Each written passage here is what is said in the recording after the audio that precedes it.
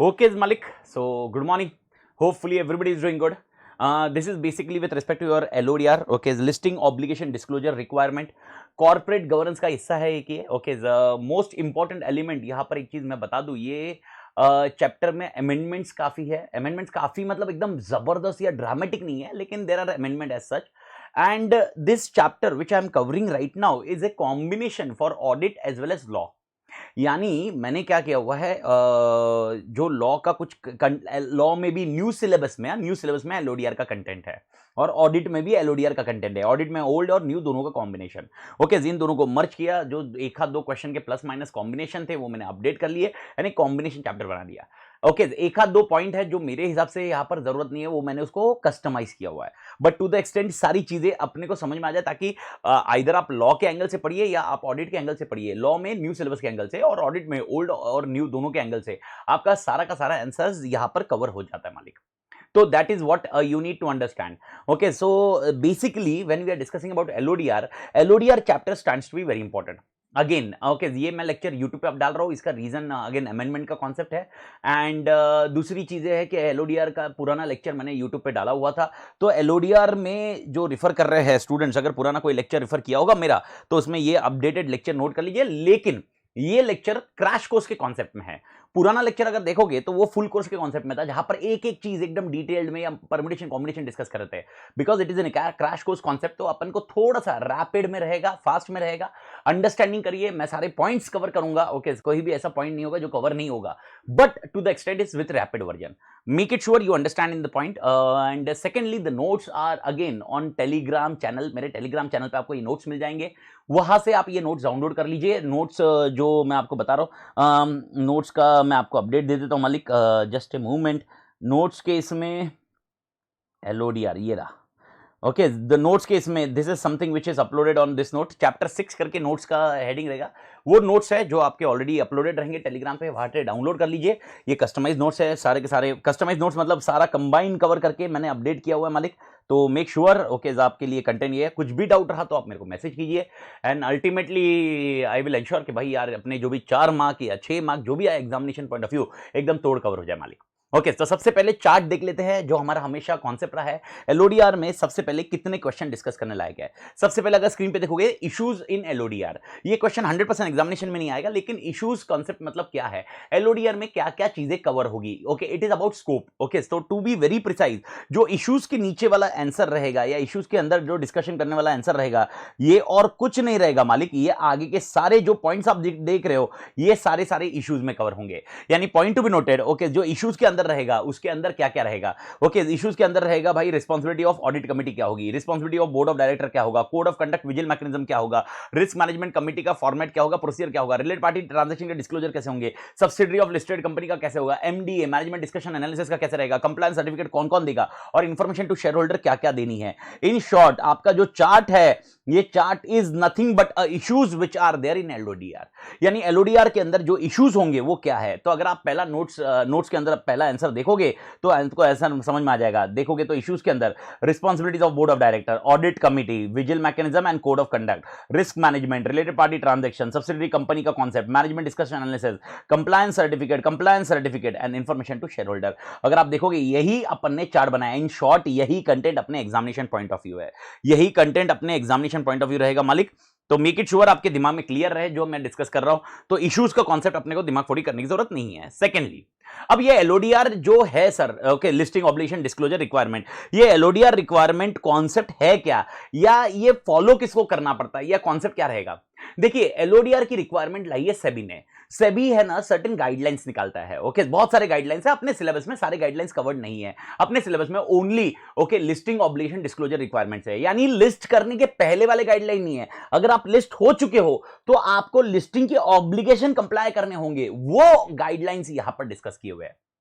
तो this is something which is called listing obligation and disclosure requirement. यानी आपको list कर चुके हो, आप कोई तो स्टॉक एक्सचेंज में अपने शेयर्स को लिस्ट कर चुके हो, तो उस कंपनी को जो ऑलरेडी शेयर्स लिस्ट कर चुकी है उनको ये गाइडलाइंस फॉलो करनी पड़ेगी। और ये गाइडलाइंस किसने दी हुई है? सेबी ने। मैं वापस बोल रहा हूं, अगर अपने को लिस्ट करना है, लिस्ट करने की गाइडलाइंस अलग है जो अपने सिलेबस में कवर्ड नहीं है। ओके, मेक इट श्योर ये आपके दिमाग में रहे। एक बार आप लिस्ट हो चुके हो, उसके बाद मैंने फॉलो करना है, that guidelines are covered here.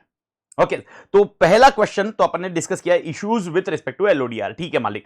दूसरा क्वेश्चन है एप्लीकेबिलिटी। ये किस किस को एप्लीकेबल रहेगा, कौन से लिस्टिंग में एप्लीकेबल रहेगा? क्योंकि स्टॉक एक्सचेंज में तो बहुत सारी चीजें लिस्ट होती है, स्टॉक एक्सचेंज में बहुत सारे प्रकार के शेयर्स लिस्ट होते हैं, तो कैसे कैसे क्या क्या लिस्टिंग में पॉइंट होगा? तो यहां पर इन लोग ने पहला पॉइंट दिया है, applicability of this LODR this regulation is applicable to listed entity who has listed following securities on stock exchange. Okay, जो भी रिकॉग्नाइज स्टॉक एक्सचेंज होगा। And what is recognise stock exchange? आप सेक्रा में पढ़ लीजिए। Okay, law का paper SCRA, उसके अंदर है सिक्योरिटीज कॉन्ट्रैक्ट रेगुलेशन एक्ट, उसके अंदर आपको डेफिनेशन दिया हुआ है रिकॉग्नाइज स्टॉक एक्सचेंज मतलब क्या होगा। अगर कोई भी लिस्टेड एंटिटी है जिसने अपनी सिक्योरिटीज जो आगे नाम दिए हुए हैं वो सिक्योरिटीज अगर रिकॉग्नाइज स्टॉक एक्सचेंज में लिस्ट की है तो उनको ये कंप्लाई करना होगा। तो कौन सी सिक्योरिटीज बोली है उन्होंने? पहला बोला हुआ है specified securities listed. Specified securities usually equity shares वाला कॉन्सेप्ट है। अगर आपने स्पेसिफाइड सिक्योरिटीज लिस्ट की हुई है, कहां पर सर? ओके, स्टॉक एक्सचेंज में, ओके, एसएमई एक्सचेंज के साथ में, और या तो आपने इंस्टीट्यूशनल ट्रेडिंग प्लेटफॉर्म पे की हुई है जो जहां पर ट्रेड होता है, तो आपको एलओडीआर फॉलो करना पड़ेगा। सेकेंड, आपने कोई नॉन कन्वर्टेबल या परपेचुअल डिबेंचर्स लिस्ट किए हैं या नॉन कन्वर्टेबल या परपेचुअल प्रेफरेंस शेयर्स लिस्ट किए हुए हैं, आपको ये कंप्लाई करना पड़ेगा। आईडीआर, इंडियन डिपॉजिटरी रिसीट्स, अगर आपने लिस्ट किए हुए हैं तो आपको ये कंप्लाई करना पड़ेगा। सिक्योरिटाइज्ड डेब्ट इंस्ट्रूमेंट अगर आपने लिस्ट किए हैं तो आपको ये कंप्लाई करना पड़ेगा। और म्यूचुअल फंड्स अगर लिस्टेड है तो आपको ये कंप्लाई करना पड़ेगा। मैं वापस बोल रहा हूं, सबसे पहला क्वेश्चन होगा सर ये कंप्लाई किसको करना होगा? ये कंप्लाई उनको करना होता है जिनकी सिक्योरिटीज लिस्ट होती है। अब क्वेश्चन आता है सर कौन से प्रकार की सिक्योरिटीज लिस्ट हो सकती है? तो आपके आंसर में ये दिए हुए ये 5 पॉइंट आपने रटने चाहिए। ओके, यानी boss LODR is applicable to which company? पहला आंसर होगा listed. Now it is not to applicable to all listed, it is a listed company which has listed the following securities on the recognised stock exchange. आपने answer रट लेना चाहिए, 5 point याद रखना। Specified securities listed. दूसरा point non convertible और perpetual, okay, debentures and preference shares. तीसरा point IDR. चौथा पॉइंट आपके लिए आता है सिक्योरिटाइज्ड डेब्ट instrument. And last concept is okay mutual fund. ये कॉन्सेप्ट आपका कवर हो जाना चाहिए। Okay, applicability. ओके, ये खत्म होने के बाद अब अपने नेक्स्ट क्वेश्चन में जाते हैं, जहां पर आता है audit committee. Now please do understand, okay, जैसे मैंने बताया था इश्यूज के अंदर क्या कवर होगा। इश्यूज के अंदर क्या है सर? इश्यूज के अंदर जो डिस्कस करने वाले वो सब कुछ यहां पर इश्यूज है, वही डिस्कशन अपने को करना है। तो सबसे पहले ऑडिट कमिटी की रिक्वायरमेंट देखते हैं। पहले दिमाग में क्लियर रखिए सर, ऑडिट कमेटी के बारे में हमने तो सेक्शन 177 कंपनीज एक्ट में पढ़ा हुआ है, ये अपने लॉ में भी पढ़ा है सर। हाँ पढ़ा है, कौन नहीं बोल रहा है। जो कंपनीज एक्ट के कंप्लायंसेस है वो तो आपको करने ही पड़ेंगे, लेकिन साथ में एलओडीआर के रेगुलेशन जो है वो आपको कंप्लाई करने पड़ेंगे ताकि आप लिस्टेड रहे, आप नॉन कंप्लायंस में ना चले जाए। इसीलिए आपको ध्यान रखना होगा ऑडिट कमेटी की रिक्वायरमेंट्स क्या होगी। तो sir is these requirements and companies act requirement similar? Answer is no. यहां पर और वहां पर काफी कुछ डिफरेंस आपको मिलेगा, लेकिन सर फिर अपने क्या करने का है? डेफिनेटली अपन को दोनों चीज को कंप्लाई करना है, दोनों चीज को कंप्लाई करना है। सर दोनों चीज को कंप्लाई करना मतलब क्या होगा? ओके, थोड़ा टाइम जाने दीजिए, बोर्ड ऑफ डायरेक्टर का पॉइंट कॉन्सेप्ट आएगा तब मैं आपको एग्जांपल देते समझाऊंगा कि दोनों चीज को कंप्लायंस कैसे करना होगा। दोनों चीज का कंप्लायंस आपने ध्यान में रखना है मालिक। Everybody clear? ये पॉइंट आप ध्यान में रखिए। ओके, तो अगर आप लिस्टेड कंपनी हो तो आपके लिस्टेड कंपनी और आपके ये सिक्योरिटीज जो स्क्रीन पर आप देख रहे हो, ये सिक्योरिटीज अगर लिस्टेड है तो आपकी ऑडिट कमेटी का क्या क्या डिस्कशन है वो देख लीजिए। तो अब देख लीजिए ऑडिट कमेटी में डिस्कशन क्या होगा। सबसे पहला होगा कंपोजिशन, जो मेरे सर पे दिख रहा है। दूसरा क्वेश्चन होगा मीटिंग्स, इनकी मीटिंग कैसी होनी चाहिए। तीसरा क्वेश्चन है इनके पावर्स क्या होंगे। चौथा इनका रोल्स एंड रिस्पॉन्सिबिलिटीज क्या होगा। नेक्स्ट इनके कौन से mandatory areas to be reviewed होंगे। एंड मोस्ट इंपॉर्टेंट, अगर रेजिग्नेशन ऑफ स्टैट्यूटरी ऑडिटर हो रहा होगा तो ऑडिट कमेटी का क्या रोल होगा और ऑडिट कमेटी क्या करेगी। ये वापस आपने ध्यान रखना है, ये सबसे तोड़ एलडीआर कॉन्सेप्ट अपने लिए रहेगा। Okay, resignation by statutory auditor, ये सबसे इंपॉर्टेंट एलिमेंट है जो इंसर्ट हुआ है एलओडीआर के अंदर। यानी अगर कोई लिस्टेड एंटिटी है और उसका कोई स्टैट्यूटरी ऑडिटर है और अगर वो रिजाइन कर रहा है तो उसमें सर्टेन क्राइटेरियाज है, वो आपको ध्यान में रखने होंगे. This is not applicable to any entities और any companies which are not listed. Make it sure, यानी अनलिस्टेड पब्लिक कंपनी या प्राइवेट कंपनी, उनके लिए रिक्वायरमेंट का फॉलो करने की जरूरत, फॉलो नहीं करना, बिकॉज उनको एप्लीकेबल ही नहीं है.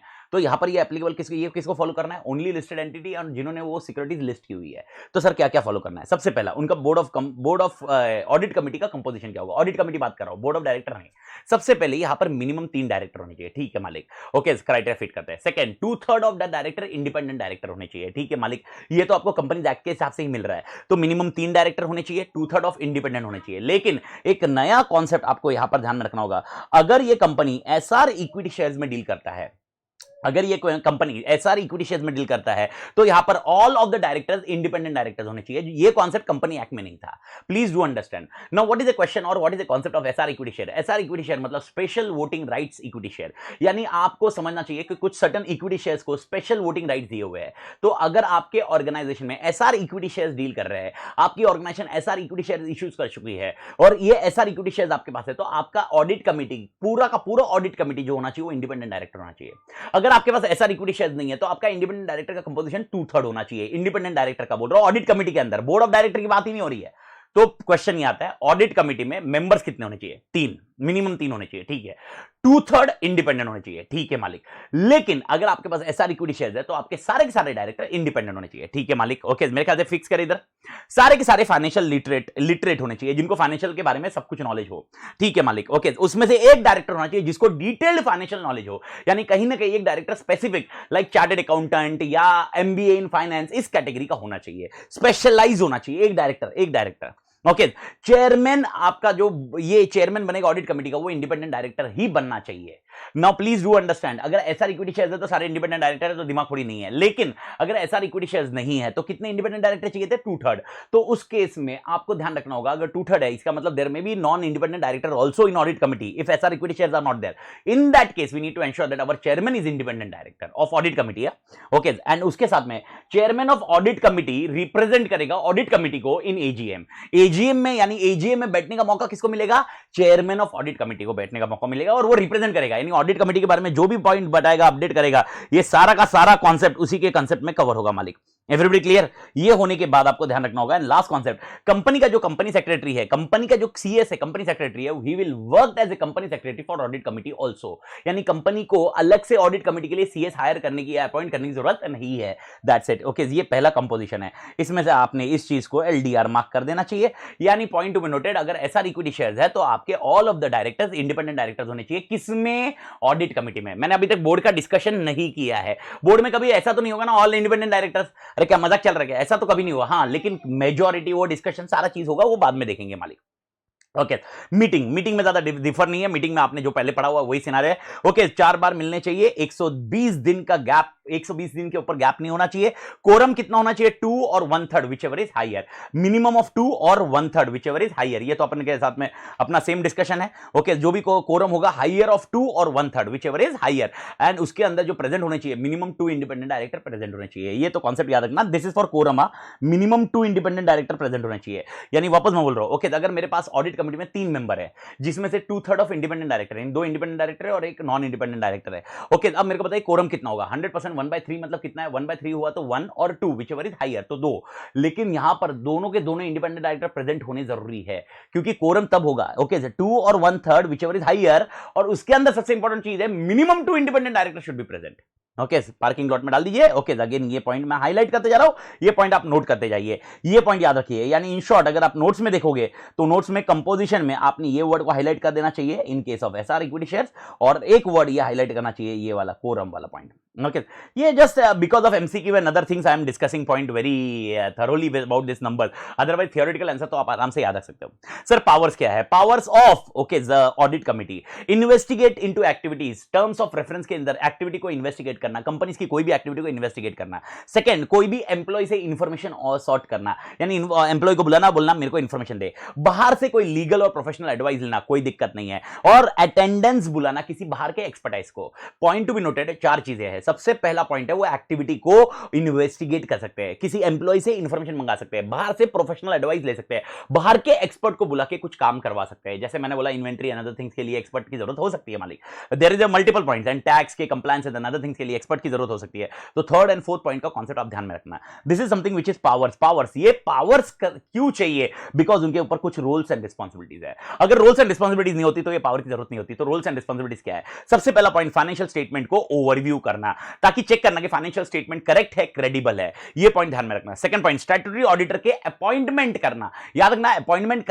करने की जिम्मेदारी बोर्ड ऑफ डायरेक्टर्स और एजीएम में होगी, लेकिन रिकमेंडेशन देने का काम जिसका होगा वो होगा ऑडिट कमेटी का। यह आपने लॉ में पढ़ा होना चाहिए। तीसरा scenario, changes in policies and procedures. जो भी अकाउंटिंग पॉलिसीज एंड प्रोसीजर्स उसमें कुछ चेंजेस लाने हैं, फॉर द ऑर्गेनाइजेशन बेनिफिट्स, या चेंजेस लाने हैं for the quality improvement and other things, वो करना। इंटरनल ऑडिट फंक्शन कैसे काम करना चाहिए, क्या करना चाहिए, एडिक्वेट है कि नहीं, ये देखना। इंटरनल फाइनेंशियल कंट्रोल के ऊपर बात करना। Related party transaction, you are already aware, उसके रिव्यू करना और उसको अप्रूव करना। लीगल रिक्वायरमेंट कंप्लाई करना। उसके साथ में सबसे इंपॉर्टेंट पॉइंट है, ड्राफ्ट ऑडिट रिपोर्ट के ऊपर अगर कोई नेगेटिव कमेंट आते हैं, नेगेटिव कमेंट क्यों है, बोर्ड ऑफ डायरेक्टर के पहले पास जाने के पहले या शेयर होल्डर के पास जाने के पहले ऑडिट कमेटी ने उसको रिव्यू करना चाहिए और उसके आउटकम निकालने चाहिए। And most important element is other function. जो भी अदर फंक्शन होंगे, डिफाइन होंगे, वो काम कर सकते हैं। This is a concept of audit committee. ये ऑडिट कमेटी का कॉन्सेप्ट रहेगा।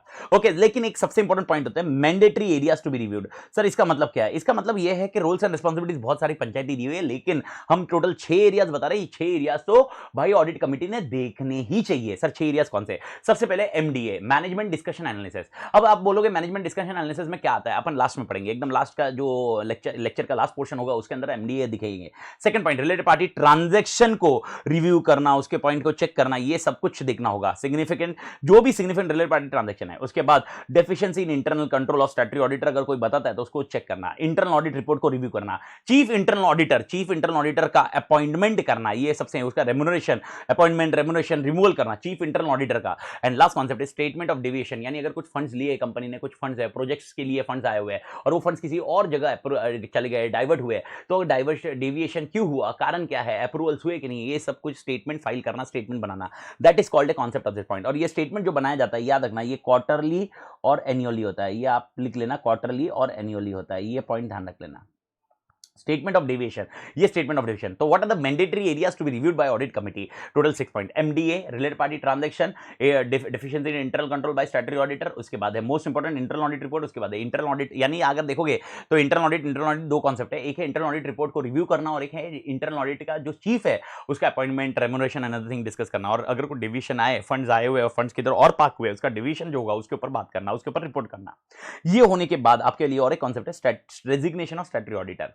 मेक श्योर ये आपके दिमाग में क्लियर है, because this is again an LDR portion which I discuss. Because why it is LDR? Because this is an amendment portion and this was amendment which was applicable since November 2020 से ये amendment applicable था। वैसे भी ये पुराना amendment lecture में है, तो अगर किसी ने पुराना अमेंडमेंट लेक्चर देखा होगा तो उसके अंदर ये चीज कवर है। ये सच नया अमेंडमेंट अभी मई 21 से अमेंडमेंट वाला कॉन्सेप्ट नहीं है मालिक। नवंबर 2020 का अगर आपने देखा हो तो ये कवर है। तो सबसे पहला ओके, याद रखना, अगर कोई भी स्टैट्यूटरी ऑडिटर रिजाइन करता है तो ये रेजिग्नेशन के रीजन स्टॉक एक्सचेंज को देने जरूरी है, यानी स्टॉक एक्सचेंज को इन्फॉर्म करना जरूरी है। सर ये कब तक इन्फॉर्म करना पड़ेगा या इन्फॉर्म कौन करेगा? यहां पर मोस्ट इंपॉर्टेंट पॉइंट है, यहां पर जो रेजिग्नेशन होगा ओके, ऑडिट कमेटी ने इंश्योर करना चाहिए कि स्टॉक एक्सचेंज को ओके, जो भी लिस्टेड एंटिटी है इंश्योर करेगी, लिस्टेड एंटिटी है, ऑडिट कमेटी को बोलेगी ये कि भाई 24 hours is a maximum time. Within 24 hours, as soon as possible, but within 24 hours, inform the stock exchange that our statutory auditor has resigned. Please understand, this is very important element which has been changed. Okay, पहले stock exchange को intimation के time limit नहीं थे, but अभी LODR में ऐसा है कि अगर आपका स्टैट्यूटरी ऑडिटर छोड़ता है तो स्टॉक एक्सचेंज को, लिस्टेड एंटिटी को इन्फॉर्म करना जरूरी है। सर कब तक करना है? As soon as possible but not later than 24 hours. वापस बोल रहा हूं, as soon as possible but not later than 24 hours. As soon as possible but not later than 24 hours. अब कॉन्सेप्ट ये है सर, ये रेजिग्नेशन ऑफ स्टैट्यूटरी ऑडिटर कहां से है? प्लीज अंडरस्टैंड, दिमाग में डाल देना, ये resignation of statutory auditor is from या तो आपकी लिस्टेड एंटिटी, ठीक है मालिक, ये तो समझ में आया, ये लिस्टेड एंटिटी ओके, और material subsidiary of such listed entity, material subsidiary of listed entity, material subsidiary of listed entity. Now the question arise, what is a material subsidiary? तो राइट नाउ मैं खाली अभी आपको इतना हिंट दे देता हूं, अगर इस लिस्टेड एंटिटी की कोई सब्सिडरी है अगर इस लिस्टेड एंटिटी की कोई सब्सिडरी है, अगर इस लिस्टेड एंटिटी की कोई सब्सिडरी है जिसका नेट इनकम या नेटवर्थ पिछले साल केस में नेट इनकम या नेटवर्थ 10% से ज्यादा है तो मटेरियल सब्सिडी माना जाएगा। ओके, प्लीज डू अंडरस्टैंड, एक दिमाग में रखिए, अगर कोई लिस्टेड एंटिटी है और उसकी कोई सब्सिडरी है, अगर वो भी लिस्टेड है तो दिमाग थोड़ी करिए मत। ओके, देखो, अगर कोई लिस्ट, अगर एग्जांपल ए लिमिटेड है, ये लिस्टेड है, सोच, थोड़ा दिमाग लगाओ, ए लिमिटेड है, वो लिस्टेड है, अगर उसकी भी सब्सिडरी है बी लिमिटेड, ये भी लिस्टेड ही है, तो इसको तो एलओडीआर एप्लीकेबल ही है ना, तो इसमें तो दिमाग थोड़ी अपने को टेंशन नहीं है। लेकिन what if B limited is unlisted, B limited is unlisted and it is a subsidiary of A limited and statutory auditor of B Limited who is unlisted, he is resigning. In this case also, will this regulation will be applicable? And they are saying yes, because this regulation is applicable to listed entity as well as this ये resignation, this regulation is applicable, this regulation मैं highlight कर रहा हूं, ये regulation is applicable to listed as well as material subsidiary which is unlisted. तो material subsidiary कैसे माना जाएगा? तो material subsidiary अभी के लिए ध्यान रखो, थोड़ा टाइम आने के बाद मैं बताऊंगा। ओके, material subsidiary के इसमें डेफिनेशन में थोड़ा सा ट्विस्ट है, मतलब थोड़ा सा ध्यान रखना पड़ेगा, सेंसिटिवली दिमाग को भाई एक्टिव रखना पड़ेगा उस पॉइंट में। तो अभी के लिए हिसाब से मटेरियल सब्सिडी कौन सी है? अगर पिछले साल के फाइनेंशियल स्टेटमेंट देखते हैं, अगर उसमें नेट इनकम या नेट वर्थ, अगर दोनों का कॉम्बिनेशन, दोनों आइदर ऑफ इट, दोनों में से नेट इनकम और नेट वर्थ अगर ये 10% से ज्यादा है कंसोलिडेटेड फिगर से नेट 10% से ज्यादा है, 10% से ज्यादा है, 10% से ज्यादा है, तो वो सब्सिडी मटेरियल सब्सिडी है, वो सब्सिडी मटेरियल सब्सिडी है। ये पॉइंट ध्यान रखना।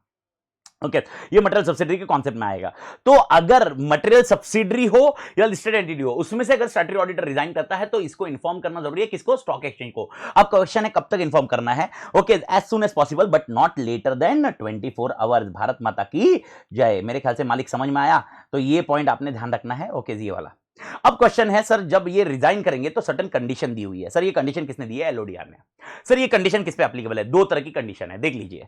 पहली है ए कंडीशन, अगर ऑडिटर रिजाइन कब करता है उसके ऊपर है।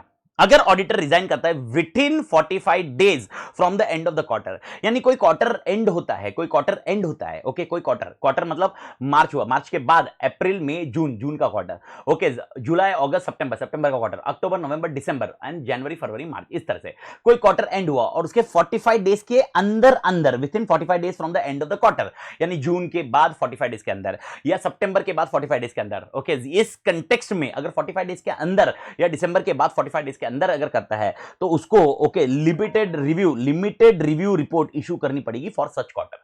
सर इसका मतलब क्या होगा? एग्जांपल, जून के क्वार्टर में अगर यहां पर जून के क्वार्टर में अगर ऑडिटर रिजाइन करता है, एग्जांपल, ओके, जून गया, ओके, 10 जुलाई को ऑडिटर रिजाइन करता है, 10 जुलाई को ऑडिटर रिजाइन करता है, 10 जुलाई को ऑडिटर रिजाइन करता है, ओके, अब 10 जुलाई को ऑडिटर रिजाइन करता है तो with in 45 days from the end of the quarter है, तो ऑडिटर को इंश्योर करना पड़ेगा जून तक का उसको लिमिटेड रिव्यू रिपोर्ट देना पड़ेगा, जून तक का लिमिटेड रिव्यू रिपोर्ट देना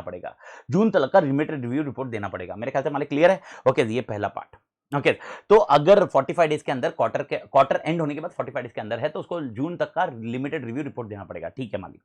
what if after 45 days is there, okay, यानी एग्जांपल जून क्वार्टर एंड हुआ, ओके, जब 45 डेज देखा जाए तो समथिंग अराउंड 14 अगस्त तक होता है, 31 of July, 31 days of July, 31 days of July and 14 दिन ऑफ अगस्त। अगर 14 अगस्त के पहले अगर वो रेजिग्नेशन देता है तो जून तक का तो एलआर देना ही पड़ेगा, लेकिन 14 अगस्त के बाद वो रेजिग्नेशन देता है, वो लोग बोलते हैं आफ्टर 45 डेज रेजिग्नेशन देता है, तो उसने एलआर इशू करना पड़ेगा, लिमिटेड रिव्यू इशू करना पड़ेगा for such quarter end as well as next quarter, यानी दोनों क्वार्टर के लिए देना पड़ेगा। यानी उसने एलआर कब के लिए देना है? जून के लिए भी एलआर देना पड़ेगा और सितंबर के लिए भी एलआर देना पड़ेगा। ये कॉन्टेक्स्ट इन्होंने किया हुआ है। ओके, तो मेरे ख्याल से ये लॉजिक दिमाग में बैठा। ओके, तो अगर एक क्वार्टर एंड हुआ उसके 45 डेज के अंदर वो रिजाइन करता है, विद इन 45 डेज रिजाइन करता है, क्वार्टर एंड होने के बाद वो जिस क्वार्टर का एंड हुआ है उस क्वार्टर का एलआर देना पड़ेगा। अगर क्वार्टर एंड होने के बाद 45 डेज के बाद रिजाइन करता है, ओके, तो उसको 2 क्वार्टर का एलआर देना पड़ेगा।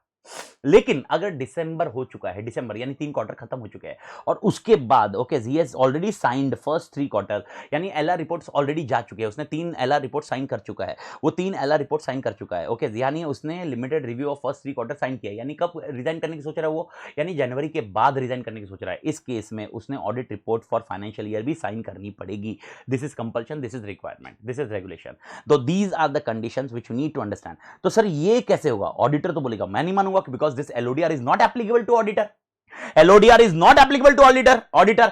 तो ऑडिटर बोलेगा ये मैं कैसे मान लूं? तो इसीलिए ये रिक्वायरमेंट ओके एंगेजमेंट लेटर में डालने की जिम्मेदारी लिस्टेड एंटिटी या मटेरियल सब्सिडरीज उनकी होगी। उनको इंश्योर करना होगा कि जब वो अपॉइंट करे ऑडिटर को या जब वो रीअपॉइंट करे ऑडिटर को, ये कंडीशन उसके अंदर रहे कि तू रिजाइन करेगा तो ये कंडीशन के बेसिस पे ही रिजाइन करेगा, नहीं तो नहीं करेगा। Are you getting the point? Okay, because this concept is not applicable to auditor, this concept is applicable to listed entity. तो who will ensure this condition are complied? Listed entity. तो listed entity को देखना होगा कि भाई ये comply हो, इसीलिए ये इंगेजमेंट लेटर में डालना पड़ेगा।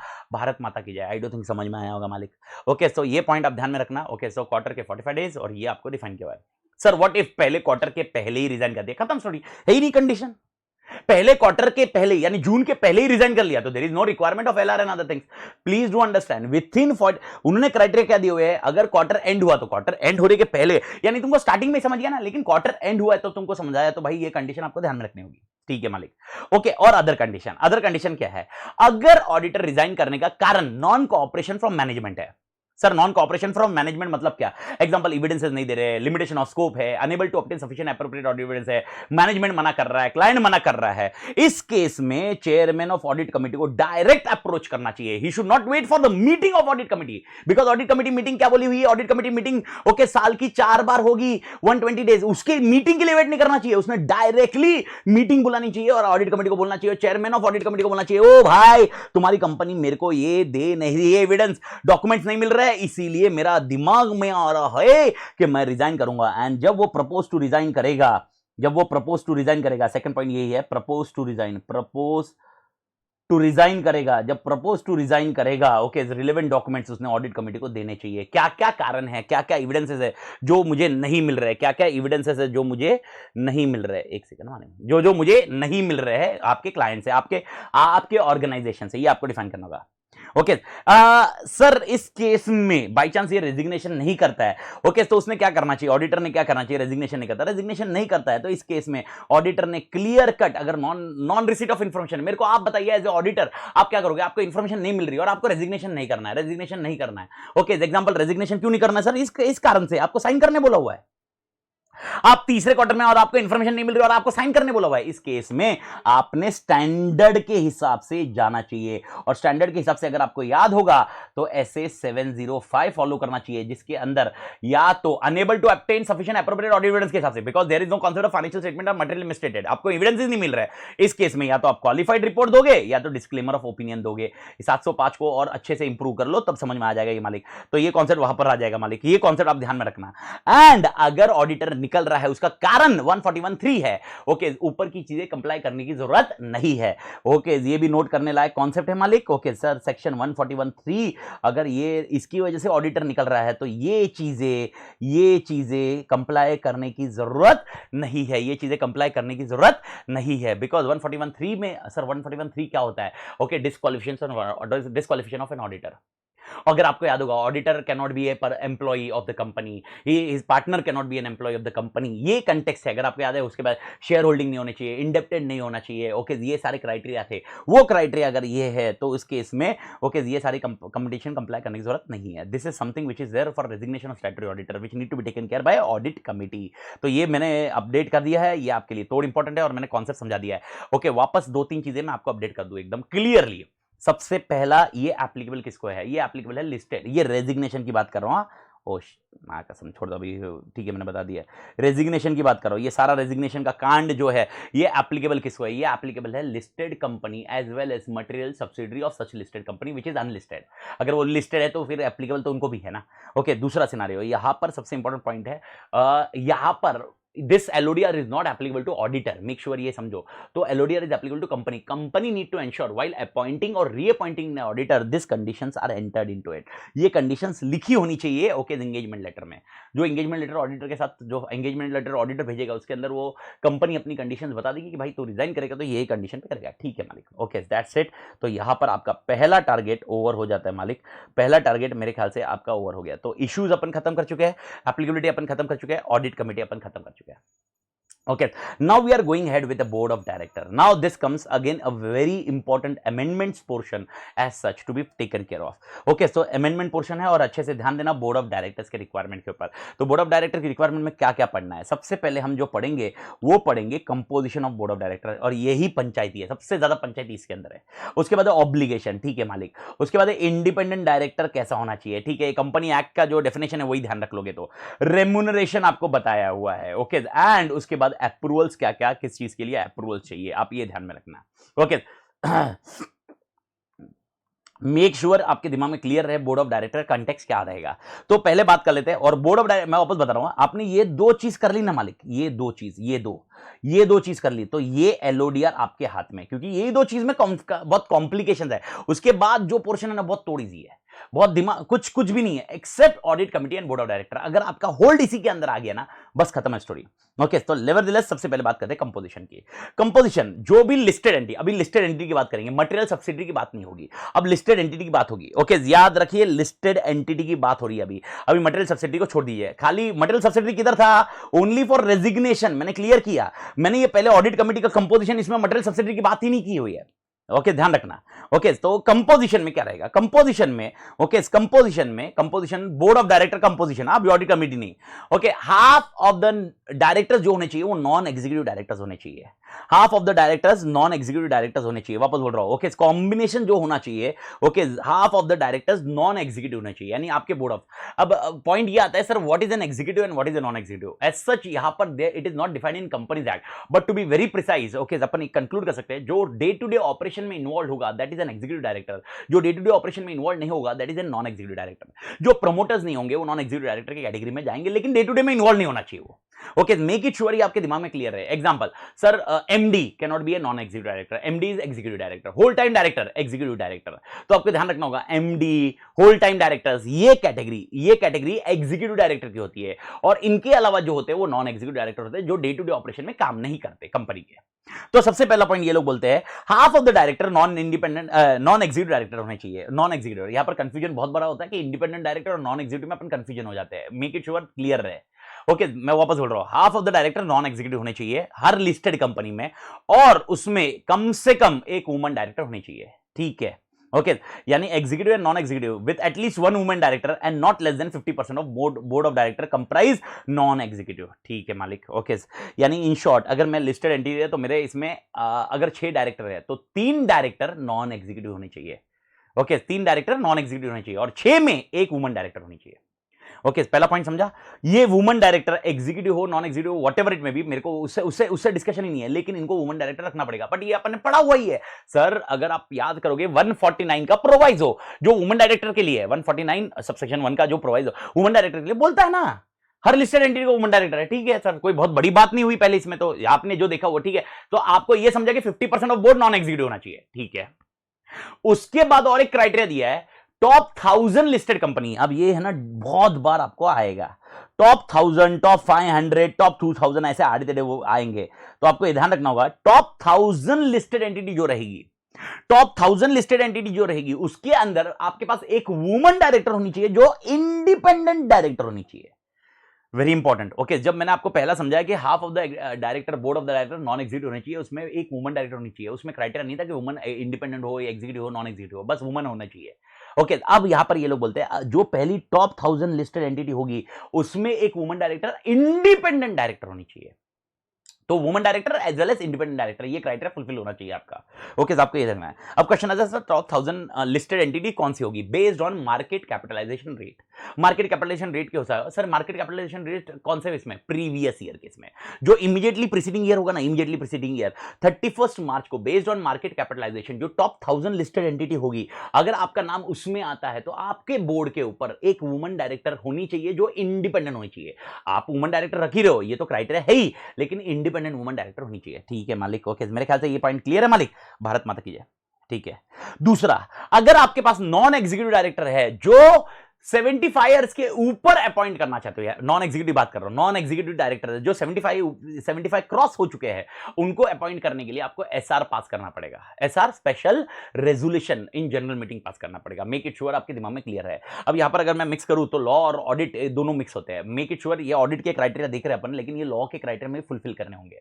इन शॉर्ट अगर आपको याद होगा, आपको मालूम होगा when we are discussing about MDs अगर कोई अपॉइंट किए जाते हैं तो एमडी 75 के ऊपर अपॉइंट करना, आप ओआर के बेसिस पे नहीं जाना होगा, आपको एसआर पास करना होगा। और अगर ओआर पास किया तो सीजी का अप्रूवल लगेगा। आपने देखा होगा 196 वाला सेक्शन लॉ केस में याद होना चाहिए, नहीं याद है तो देख ले जाके।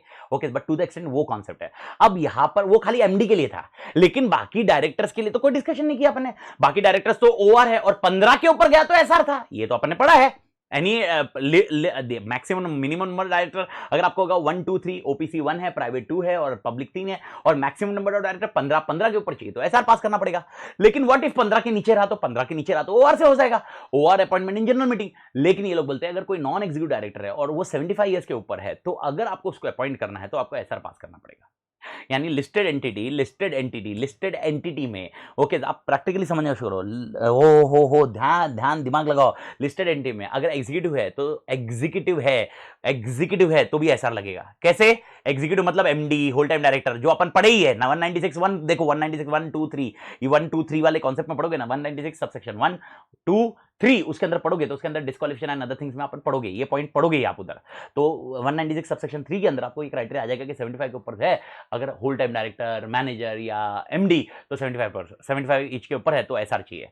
नॉन एग्जीक्यूटिव डायरेक्टर 75 के एज के ऊपर है तो एसआर चाहिए। इन शॉर्ट, लिस्टेड एंटिटी में अगर आपके एग्जीक्यूटिव है तो आपको 196(3) के हिसाब से एसआर चाहिए, 75 एज के ऊपर है, और नॉन एग्जीक्यूटिव 75 के एज के ऊपर है, आपको एलओडीआर के हिसाब से आपको एसआर पास करना पड़ेगा। आई डू थिंक कुछ समझ में आया। नहीं समझ में आया तो छोड़ देने का, ज्यादा हेडेक नहीं करने का, बस ये याद रखने का कि नॉन एग्जीक्यूटिव डायरेक्टर 75 ईयर्स के ऊपर है तो एसआर पास करना पड़ेगा। मैंने आपको लिंक बताया, लिंक समझ में आया तो ठीक है, नहीं समझ में आया तो छोड़ दो, ज्यादा हेडेक मत करो। ओके सर, ये नॉन एग्जीक्यूटिव डायरेक्टर 75 के ऊपर एसआर, ये कोई टॉप 1000 नहीं, टॉप 1000 के लिए मैंने ये क्राइटेरिया बता दिया। ओके, अब ये जो आएंगे तब मैं बताऊंगा, लेकिन ये सबके लिए है। तो हर लिस्टेड एंटिटी अगर नॉन एग्जीक्यूटिव डायरेक्टर अपॉइंट करना चाहती है जिसकी उम्र 75 ईयर्स के ऊपर है तो उनको स्पेशल रेजोल्यूशन पास करना पड़ेगा। ठीक है मालिक। ओके, अब तीसरा, आपको याद है मैक्सिमम नंबर ऑफ डायरेक्टरशिप कितनी हो सकती है? तो आपको याद होना चाहिए 20 मैक्सिमम नंबर ऑफ डायरेक्टरशिप है, जिसके अंदर आपको याद होगा तो डोरमेंट एंड और उसके अंदर आपको सेक्शन 8 कंपनी के क्राइटेरिया इंक्लूड नहीं करने, लेकिन उसमें भी 10 पब्लिक लिमिटेड कंपनी थे। लिस्टेड में कहानी अलग है। लिस्टेड कंपनी में यानी इन शॉर्ट आप मैक्सिमम 10 पब्लिक कंपनी के डायरेक्टर बन सकते हैं। ये आप नंबर ऑफ डायरेक्टरशिप की बात कर रहे हैं। ओके, सेक्शन 165 के क्राइटेरिया में आप देखोगे तो नंबर ऑफ डायरेक्टरशिप में आप में आ जाएगा, लेकिन डायरेक्टरशिप की बात कर रहे हैं यहां पर। लिस्टेड कंपनी में आपको क्राइटेरिया क्लियर है, कोई भी डायरेक्टर 7 से ज्यादा लिस्टेड कंपनी में डायरेक्टर नहीं बन सकता। हो ओके, 7 से ज्यादा लिस्टेड कंपनी में डायरेक्टर नहीं बन सकता। कोई भी डायरेक्टर 7 से ज्यादा लिस्टेड कंपनी में डायरेक्टर नहीं बन सकता। ओके, इन शॉर्ट आपको ये साथ में मिक्स करना पड़ेगा एलओडीआर के हिसाब से। 20 बोला था उधर। ओके, इस कंपनी एक्ट में 20 के ऊपर नहीं बन सकता। ठीक है सर। ओके, तो इसका मतलब मैं कितने बन सकता हूं? 20, लेकिन उसमें भी 10 पब्लिक के ऊपर नहीं होना चाहिए, पब्लिक भी 10 के ऊपर नहीं होनी चाहिए। ठीक है सर, तो 10 पब्लिक और 10 प्राइवेट। ठीक है, लेकिन 10 पब्लिक में भी 7 लिस्टेड होनी चाहिए, 7 से ऊपर लिस्टेड नहीं होनी चाहिए। अगर 7 के ऊपर लिस्टेड हुई सर तो क्या होगा सर? कंपनी एक्ट का वायलेशन नहीं होगा क्योंकि अपन का 10 का तो क्राइटेरिया है ही, लेकिन एलओडीआर के हिसाब से वायलेशन हो जाएगा।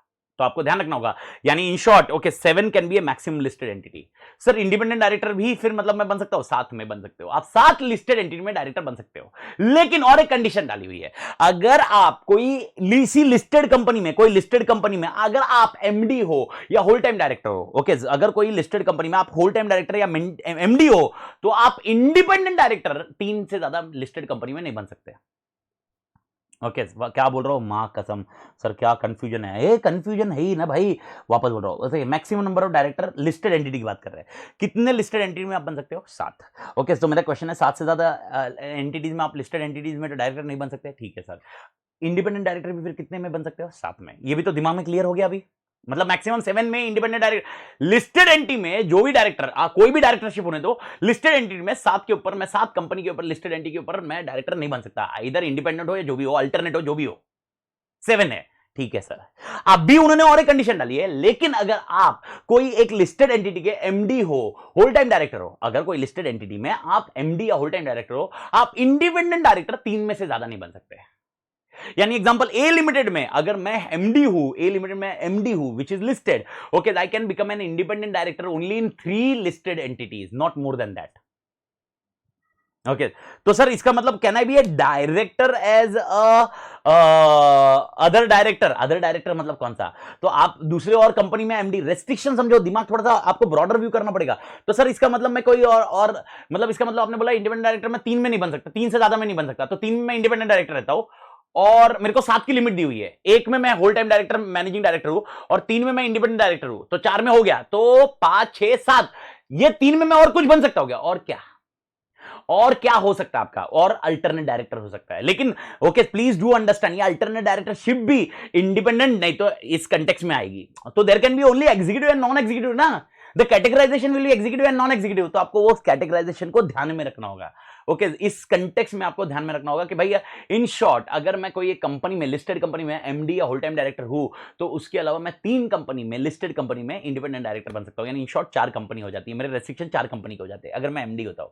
तो सर इसके अलावा ओके सर अल्टरनेट डायरेक्टर के ऊपर कोई रेस्ट्रिक्शन है, अल्टरनेट डायरेक्टर बन सकते हो, लेकिन अल्टरनेट डायरेक्टर क्या होगा? वो इंडिपेंडेंट डायरेक्टर रहा तो गया, क्राइटेरिया फुलफिल नहीं होगा, और वो एग्जीक्यूटिव रहा तो एग्जीक्यूटिव के क्राइटेरिया में आप बैठ ही नहीं पाओगे, क्योंकि आप ऑलरेडी किसी में एमडी हो।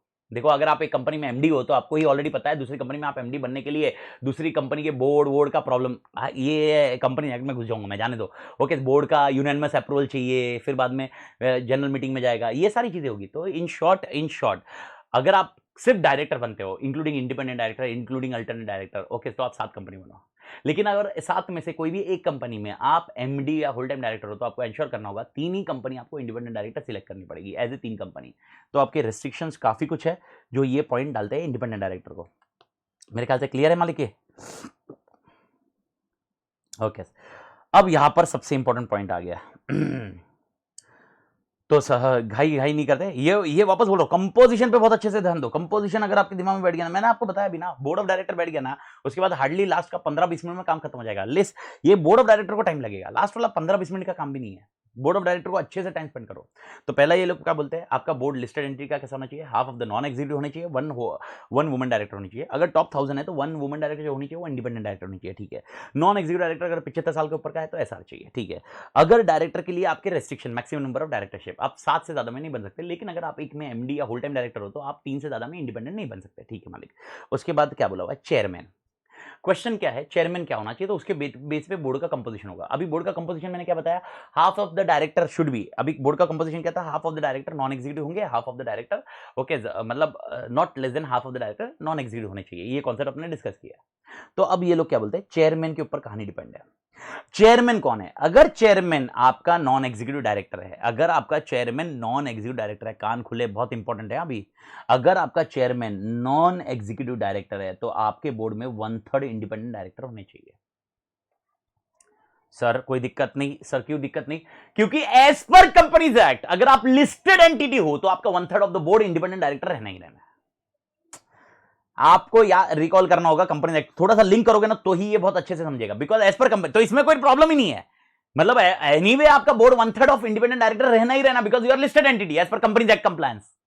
तो अगर आपका चेयरमैन नॉन एग्जीक्यूटिव डायरेक्टर है तो आपका 1/3 of the board independent director रहना चाहिए, ठीक है मालिक। लेकिन अगर आपका चेयरमैन इन एग्जीक्यूटिव डायरेक्टर है, एग्जीक्यूटिव डायरेक्टर यानी चेयरमैन एंड मैनेजिंग डायरेक्टर जैसा कोई बंदा है, चेयरमैन एंड मैनेजिंग डायरेक्टर दोनों एक ही है, एमडी भी एक ही है, चेयरमैन भी एक ही है। ऐसा हो सकता है ना, चैप्टर आप देखोगे, एमडी का चैप्टर पढ़ो आप लॉ में, तो चेयरमैन और एमडी ये दोनों साथ में रहे, तो इस केस में आपको ध्यान रखना होगा half of the board should be independent director. ये इंपॉर्टेंट एलिमेंट आ गया मालिक। यानी आपका चेयरमैन क्या है, उसके ऊपर इंडिपेंडेंट डायरेक्टर कितने होने चाहिए, वो लिस्टेड एंटिटी के लिए एलओडीआर रिक्वायरमेंट देता है। यानी अगर आपका चेयरमैन नॉन एग्जीक्यूटिव डायरेक्टर है तो आपका 1/3 रहेगा, लेकिन अगर आपका चेयरमैन एग्जीक्यूटिव डायरेक्टर है तो half of the board independent director होने चाहिए। ओ हो। लेकिन अब और एक पॉइंट दिया इन्होंने, सर नॉन एग्जीक्यूटिव डायरेक्टर अगर मेरा चेयरमैन, तो ठीक है। अब क्वेश्चन आता है, क्या आपका चेयरमैन जो नॉन एग्जीक्यूटिव डायरेक्टर है, क्या वो प्रमोटर था, क्या वो रिलेटेड टू प्रमोटर था, या कोई रिलेटिव है जो बोर्ड ऑफ डायरेक्टर का बंदा है? ओके, ये कंटेक्स्ट अगर ऐसा है तो भी half of the independent director ही रखना पड़ेगा, ठीक है। ये कोई नया कॉन्सेप्ट नहीं है, ये पुराना ही कॉन्सेप्ट है, ये कोई अमेंडमेंट नहीं है, लेकिन मैं आपको समझाने के लिए समझा रहा हूं, लिंक कर रहा हूं कंपनी एक्ट को। सो नेवरदलेस ओके मेरे को बताओ इंडिपेंडेंट डायरेक्टर 1/3 कब चाहिए? 1/3 जब चाहिए जब आपका चेयरमैन नॉन एग्जीक्यूटिव डायरेक्टर है। लेकिन जो नॉन एग्जीक्यूटिव डायरेक्टर वो कभी प्रमोटर था कंपनी का, वो कभी रिलेटिव टू प्रमोटर है, या वो एक लेवल बोर्ड के नीचे वाला बंदा है, नॉन एग्जीक्यूटिव है लेकिन वो बोर्ड के लेवल का बंदा, बोर्ड के कैटेगरी वाला बंदा उसका रिलेटिव है, इस केस में भी half of the board independent director होना जरूरी है। तो half of the independent director कब होना चाहिए? जब कंपनी का चेयरमैन इज एग्जीक्यूटिव डायरेक्टर और कंपनी का chairman is non executive director who is a promoter, who was a promoter और रिलेटिव ऑफ प्रमोटर। ओके मेरे ख्याल से ये चेयरमैन वाला कॉन्सेप्ट आपके दिमाग में बैठ गया। तो चेयरमैन के ऊपर तो ये कंपोजिशन फॉर इंडिपेंडेंट डायरेक्टर कितने होने चाहिए उसके लिए था, ठीक है। उसके बाद सबसे important point, top 2000 listed company, जो भी टॉप 2000 थी, ऊपर क्या था टॉप 1000, उनके लिए क्या था 1 इंडिपेंडेंट वुमन डायरेक्टर। अब 2000 है, उनको मिनिमम 6 डायरेक्टर होने चाहिए बोर्ड पे, minimum 6 director you should have on the board. आपके बोर्ड पे 6 डायरेक्टर होने जरूरी है कम से कम, अगर आप टॉप 2000 में आ रहे हो। वापस क्वेश्चन आएगा सर टॉप 2000 कैसे आएगा? Based on market capitalisation rate of immediately preceding year, यानी 31 मार्च को मार्केट कैपिटलाइजेशन रेट के हिसाब से टॉप 2000 लिस्टेड एंटिटी जो भी होगी उनके बोर्ड पे इस साल में कम से कम 6 डायरेक्टर होने चाहिए, 6 से कम नहीं हो सकता। टॉप 500 ओके चेयरमैन कितना भी कर लो, जो टॉप 500 होगी उसमें जो चेयरमैन होना चाहिए वो कितना भी कर लो नॉन एग्जीक्यूटिव डायरेक्टर होना चाहिए। ओके इन शॉर्ट वो एमडी या सीईओ नहीं होना चाहिए कंपनी का। ओके यहां देखो अपन ने क्या बोला था सर, अपन ने क्या बोला था, क्या एग्जीक्यूटिव डायरेक्टर भी चेयरमैन बन सकता है? Answer is yes. अगर एग्जीक्यूटिव डायरेक्टर चेयरमैन बनता है तो आपका half of the board independent director रखिए, हमें कोई प्रॉब्लम नहीं है। लेकिन ये लोग और एक कंडीशन डालते हैं, जो टॉप 500 लिस्टेड एंटिटी होगी उसका चेयरमैन कितना भी कर लो वो नॉन एग्जीक्यूटिव डायरेक्टर होना चाहिए, वो एग्जीक्यूटिव डायरेक्टर नहीं बन सकता। एमडी होल टाइम डायरेक्टर हो ही नहीं सकता, वो एमडी होल टाइम डायरेक्टर हो ही नहीं सकता। ओके सर वापस बोल रहा था, इसका मतलब sir MD whole time director क्या चेयरमैन नहीं बन सकता? कौन बोला? बन सकता है, लेकिन half of the board independent director रखना होगा, ठीक है सर। लेकिन टॉप 500 के लिए कॉन्सेप्ट एप्लीकेबल नहीं है। टॉप 500 को सीधा का सीधा नॉन एग्जीक्यूटिव डायरेक्टर को ही चेयरमैन बनाना पड़ेगा। सर ये चेयरमैन के लिए क्यों इतना दिमाग फोड़ी होता है? कास्टिंग वोट, आप ध्यान रख लेना, ये कास्टिंग वोट की कहानी चल रही है मालिक, ये सिर्फ कास्टिंग वोट का मेन कास्टिंग वोट ही मेजर रहता है मालिक।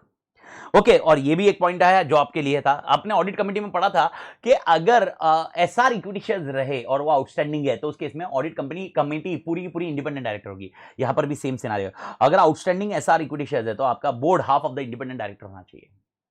अगर outstanding special voting rights equity shares है, special voting rights equity shares है अभी भी, मतलब कंपनी ने special voting rights equity share issue किए हुए हैं, इस केस में भी half of the board independent director होना चाहिए, ठीक है मालिक। तो इन केस अभी मेरे को क्वेश्चन ये है half of the independent director कब होने चाहिए, देख लो आंसर देख लो। ओके सबसे पहला जब आपका चेयरमैन एग्जीक्यूटिव डायरेक्टर होगा, ठीक है।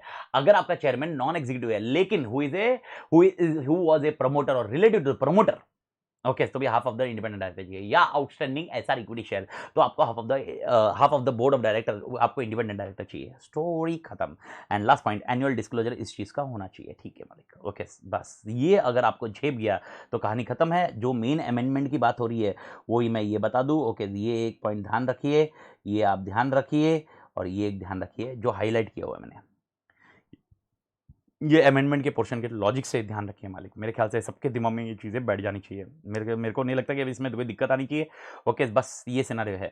तो नेवरदलेस अगर कोई भी डाउट आया तो वापस रिवाइंड कर लीजिए लेक्चर, ये ओपन लेक्चर ही है तो कोई दिक्कत ही नहीं आनी चाहिए, पीछे देखिए और वापस इसको अपडेट कर लीजिए। भारत माता की जय। ऑब्लिगेशन क्या है? ऑब्लिगेशन में ज़्यादा हेडेक नहीं है, लिख लीजिए, लेकिन 2-3 पॉइंट में अपन दिखेंगे क्या क्या चीज़ है। ओके वापस आते हैं। सबसे पहला ऑब्लिगेशन मीटिंग कब होनी चाहिए? Same answer company act. Okay not to worry, 4 times in a year. Okay and the gap should not be more than 120 days, ठीक है मालिक। क्लोज करो। कोरम में भी दिमाग फोड़ी नहीं है मालिक, कोरम में भी इशू नहीं है, लेकिन यहां पर कोरम इन्होंने टॉप 2000 के लिए दिया हुआ है, टॉप 2000। ओके अगर आप देखोगे कंफ्यूजन है, इधर टॉप 1000 उसके बाद 2000 फिर 500, मां कसम 1000 2000 500 1000 1 woman independent director, top 2000 okay आपका 6 डायरेक्टर होना चाहिए, टॉप 500 आपका चेयरमैन नॉन एग्जीक्यूटिव होना चाहिए, और अब कोरम के लिए टॉप 2000। टॉप 2000 क्या बोलता है? Quorum will be 1/3 of total strength और 3 whichever is higher, minimum चाहिए including 1 independent director, 1 independent director including 1 independent director, minimum 3 चाहिए, मिनिमम 3 चाहिए। वो टॉप 2000 लिस्टेड एंटिटी में मिनिमम कोरम में मिनिमम 3 डायरेक्टर चाहिए, या 1/3 of total strength whichever is higher, minimum 3 चाहिए और 1/3 of total strength whichever is higher. तो ये पॉइंट आप एग्जांपल 6 डायरेक्टर है आपके, 6 मल्टीप्लाई 1/3 कितना आ रहा है? 2 नहीं 3 चाहिए, मिनिमम 3, फिर 2 या 3 विच एवर इज हायर। तो 3 चाहिए और 3 में से भी एक इंडिपेंडेंट डायरेक्टर बोर्ड पे चाहिए, मतलब मीटिंग में चाहिए कोरम के लिए। तो ये याद रखना, ये लेकिन टॉप 2000 के लिए है सर, जो टॉप 2000 में नहीं आते उनके लिए जैसा अपना कोरम था वो वाला चलना चाहिए, बस दैट्स इट। उनके लिए हेडेक नहीं है, उनके लिए अपना कंपनी एक्ट का कोरम ठीक है, लेकिन टॉप 2000 के लिए कोरम में इंडिपेंडेंट डायरेक्टर का प्रेजेंट होना जरूरी है। ओके, याद रखना अपने कंपनी एक्ट में जब अपन ने मीटिंग्स के बारे में पढ़ा 173 174 वो जो भी पढ़े अपन ने मीटिंग्स के ऊपर पढ़े, ओके, मेक इट श्योर 175 वो जो भी अपन ने पढ़ा है इस कंटेक्स्ट में, ओके, तो आपको ये देखना होगा वो context is applicable to all companies, this context is applicable only to listed company and जिसमें टॉप 2000 आते हैं, टॉप 2000 के लिए कोरम दिया हुआ है। मेंबरशिप ये भी एक क्लियर कट है, ओके, एक director can not be member in more than 10 committees and he can not B chairperson in more than 5 committees. Committees membership of committees, membership of committees sir, committees क्या होती है? Okay, committees वैसे बहुत committees होती है, बहुत सारी organisation में कमिटीज होती है, तो बट ओके यहां पर जब अपन कैलकुलेट करेंगे we will calculate only 2 committees, one is audit committee and one is stakeholder relationship committee. यानी एक board of director can not be member in more than 10 committees which may include audit committee और stakeholder relationship committee, और एक board of director का बंदा can not be more than okay chairman in more than 5 companies where it include audit committee and stakeholder relationship committee. इसके अलावा दूसरी कोई committee include नहीं करनी है। एग्जांपल ऑफ दूसरी कमिटी सीएसआर कमिटी। अब अगर सीएसआर कमिटी में मेंबर होंगे वो लिमिट में मत डालिए, कोई दिक्कत नहीं है, ओके, यहां पर सिर्फ और सिर्फ ऑडिट कमिटी और स्टेक होल्डर रिलेशनशिप कमिटी में डाल रहे हैं। और इसमें और एक कंफ्यूजन क्या है, और एक कंफ्यूजन यह है यहां पर we are considering not only listed company, we are considering listed plus unlisted public company. यानी ये 10 के क्राइटेरिया कैलकुलेट करते वक्त या ये 5 के क्राइटेरिया कैलकुलेट करते वक्त you are not required to focus only listed company, you are required to focus on public company listed as well as unlisted. तो अगर आप डायरेक्टर हो आप लिस्टेड कंपनी में डायरेक्टर हो और आप कोई कमिटी में मेंबर बनना चाहते हो, बनिए, कोई प्रॉब्लम नहीं है, मैक्सिमम 10 कमिटी में बनिए। अब ये 10 कमिटी कैलकुलेशन कैसे करोगे? ओके, प्राइवेट कंपनी को एक्सक्लूड करो। प्राइवेट में अगर आप एग्जांपल बोल रहे हो, आप 5 प्राइवेट कंपनी में कमिटी मेंबर हो और आप 8 कंपनी में लिस्टेड कंपनी में या पब्लिक कंपनी में आप 8 इसमें आप मेंबर हो, ओके, मेंबर हो, okay, audit committee, stakeholder relationship committee सब मिला के, कोई दिक्कत नहीं है। आपको 10 का कैलकुलेशन किसके लिए करना है? पब्लिक कंपनी, ओके, और लिस्टेड में तो दिमाग फोड़ी करने की जरूरत नहीं है। लिस्टेड में तो 7 के ऊपर हो ही नहीं सकते आप। 7 के ऊपर कैसे बनोगे? 7 के ऊपर होने के लिए आप 7 board of director he maximum 7 की लिमिट है बेटा, तो 7 के ऊपर तो हो ही नहीं सकता लिस्टेड में। तो फिर 10 का लॉजिक कैसे लगेगा? फिर 10 का लॉजिक इसलिए लग रहा है क्योंकि it includes listed plus unlisted public. Are you getting the point? Otherwise अरे भाई यार, ऑडिट कमिटी और स्टेक होल्डर रिलेशन कमिटी के लिए तेरे को बोर्ड का होना जरूरी है, पहले बोर्ड ऑफ डायरेक्टर होना जरूरी है तू। अगर तो बोर्ड ऑफ डायरेक्टर ही नहीं है तो फिर ये कमेटी के मेंबर कैसे बनेगा? तो इसीलिए पॉइंट टू बी नोटेड, तो ये 10 को कंफ्यूज मत करना, मतलब आप दिमाग में डालना, प्रैक्टिकली सोचना, लिंक करना। अच्छा मैं तो 7 में डायरेक्ट 7 से ज्यादा लिस्टेड में डायरेक्टर बन ही नहीं सकता, तो ये 10 कैसे दे रहे हैं? 7 लिस्टेड है, अनलिस्टेड में तो बन ही सकता हूं ना, तो 10 कैसे हुआ? 10 public company as per companies act. तो कंपनीज एक्ट के हिसाब से तू कितने कमिटी में तू कितनी कंपनी में तू बोर्ड ऑफ डायरेक्टर बन सकता है? पब्लिक कंपनी में 10, खत्म। तो 10 का रेस्ट्रिक्शन वैसे आ रहा है भाई, दिमाग में डालो। और जिसमें प्राइवेट कंपनी और ये तो इंक्लूड करना ही नहीं है आपको, ठीक है मालिक? ओके, खत्म है स्टोरी सारे के सारे। अभी तो छोड़ ही दो, ज्यादा हेडेक करो ही मत। ओके, डिस्क्लोजर, जो भी नॉन एग्जीक्यूटिव डायरेक्टर्स होंगे, ओके, बिफोर अपॉइंटमेंट उनको अपने शेयर होल्डिंग डिस्क्लोज करने पड़ेंगे।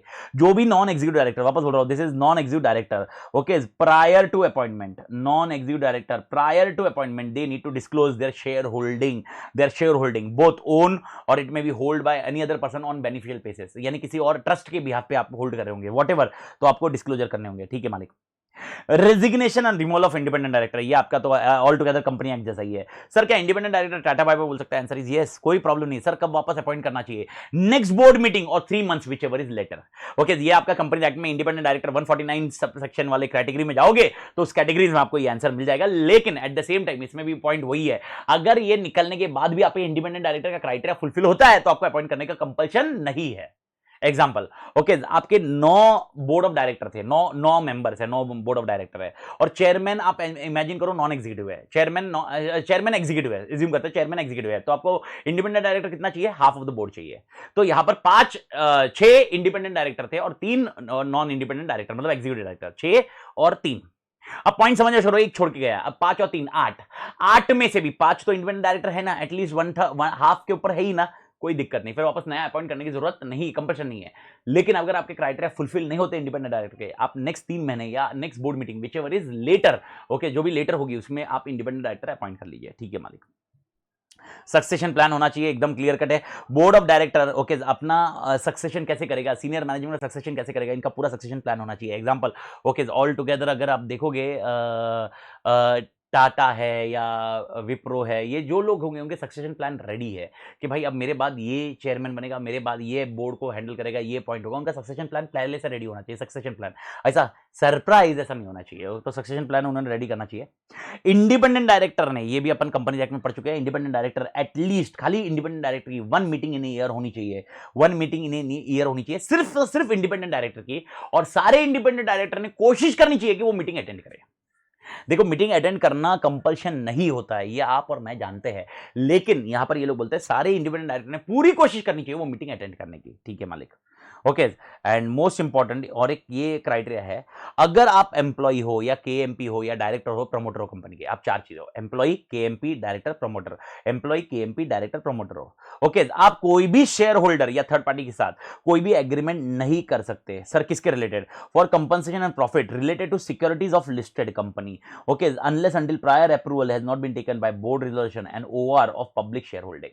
सर मतलब क्या है? एग्जाम्पल ओके ऐसा हो सकता है एम्प्लॉय के पास अपने शेयर्स हो, ओके जैसे उनको शेयर्स मिलते हैं, ओके या बोर्ड ऑफ डायरेक्टर के पास शेयर्स है, केएमपी के पास शेयर्स होंगे, ओके प्रमोटर्स के पास होंगे, okay they should not enter into an agreement और share holder of related, they should not enter into an agreement with share holder और third party, okay for securities of listed company, यानी अपनी securities जो listed company की securities है for compensation and profit, okay unless until prior approval of board resolution या OR of public shareholding has not been passed।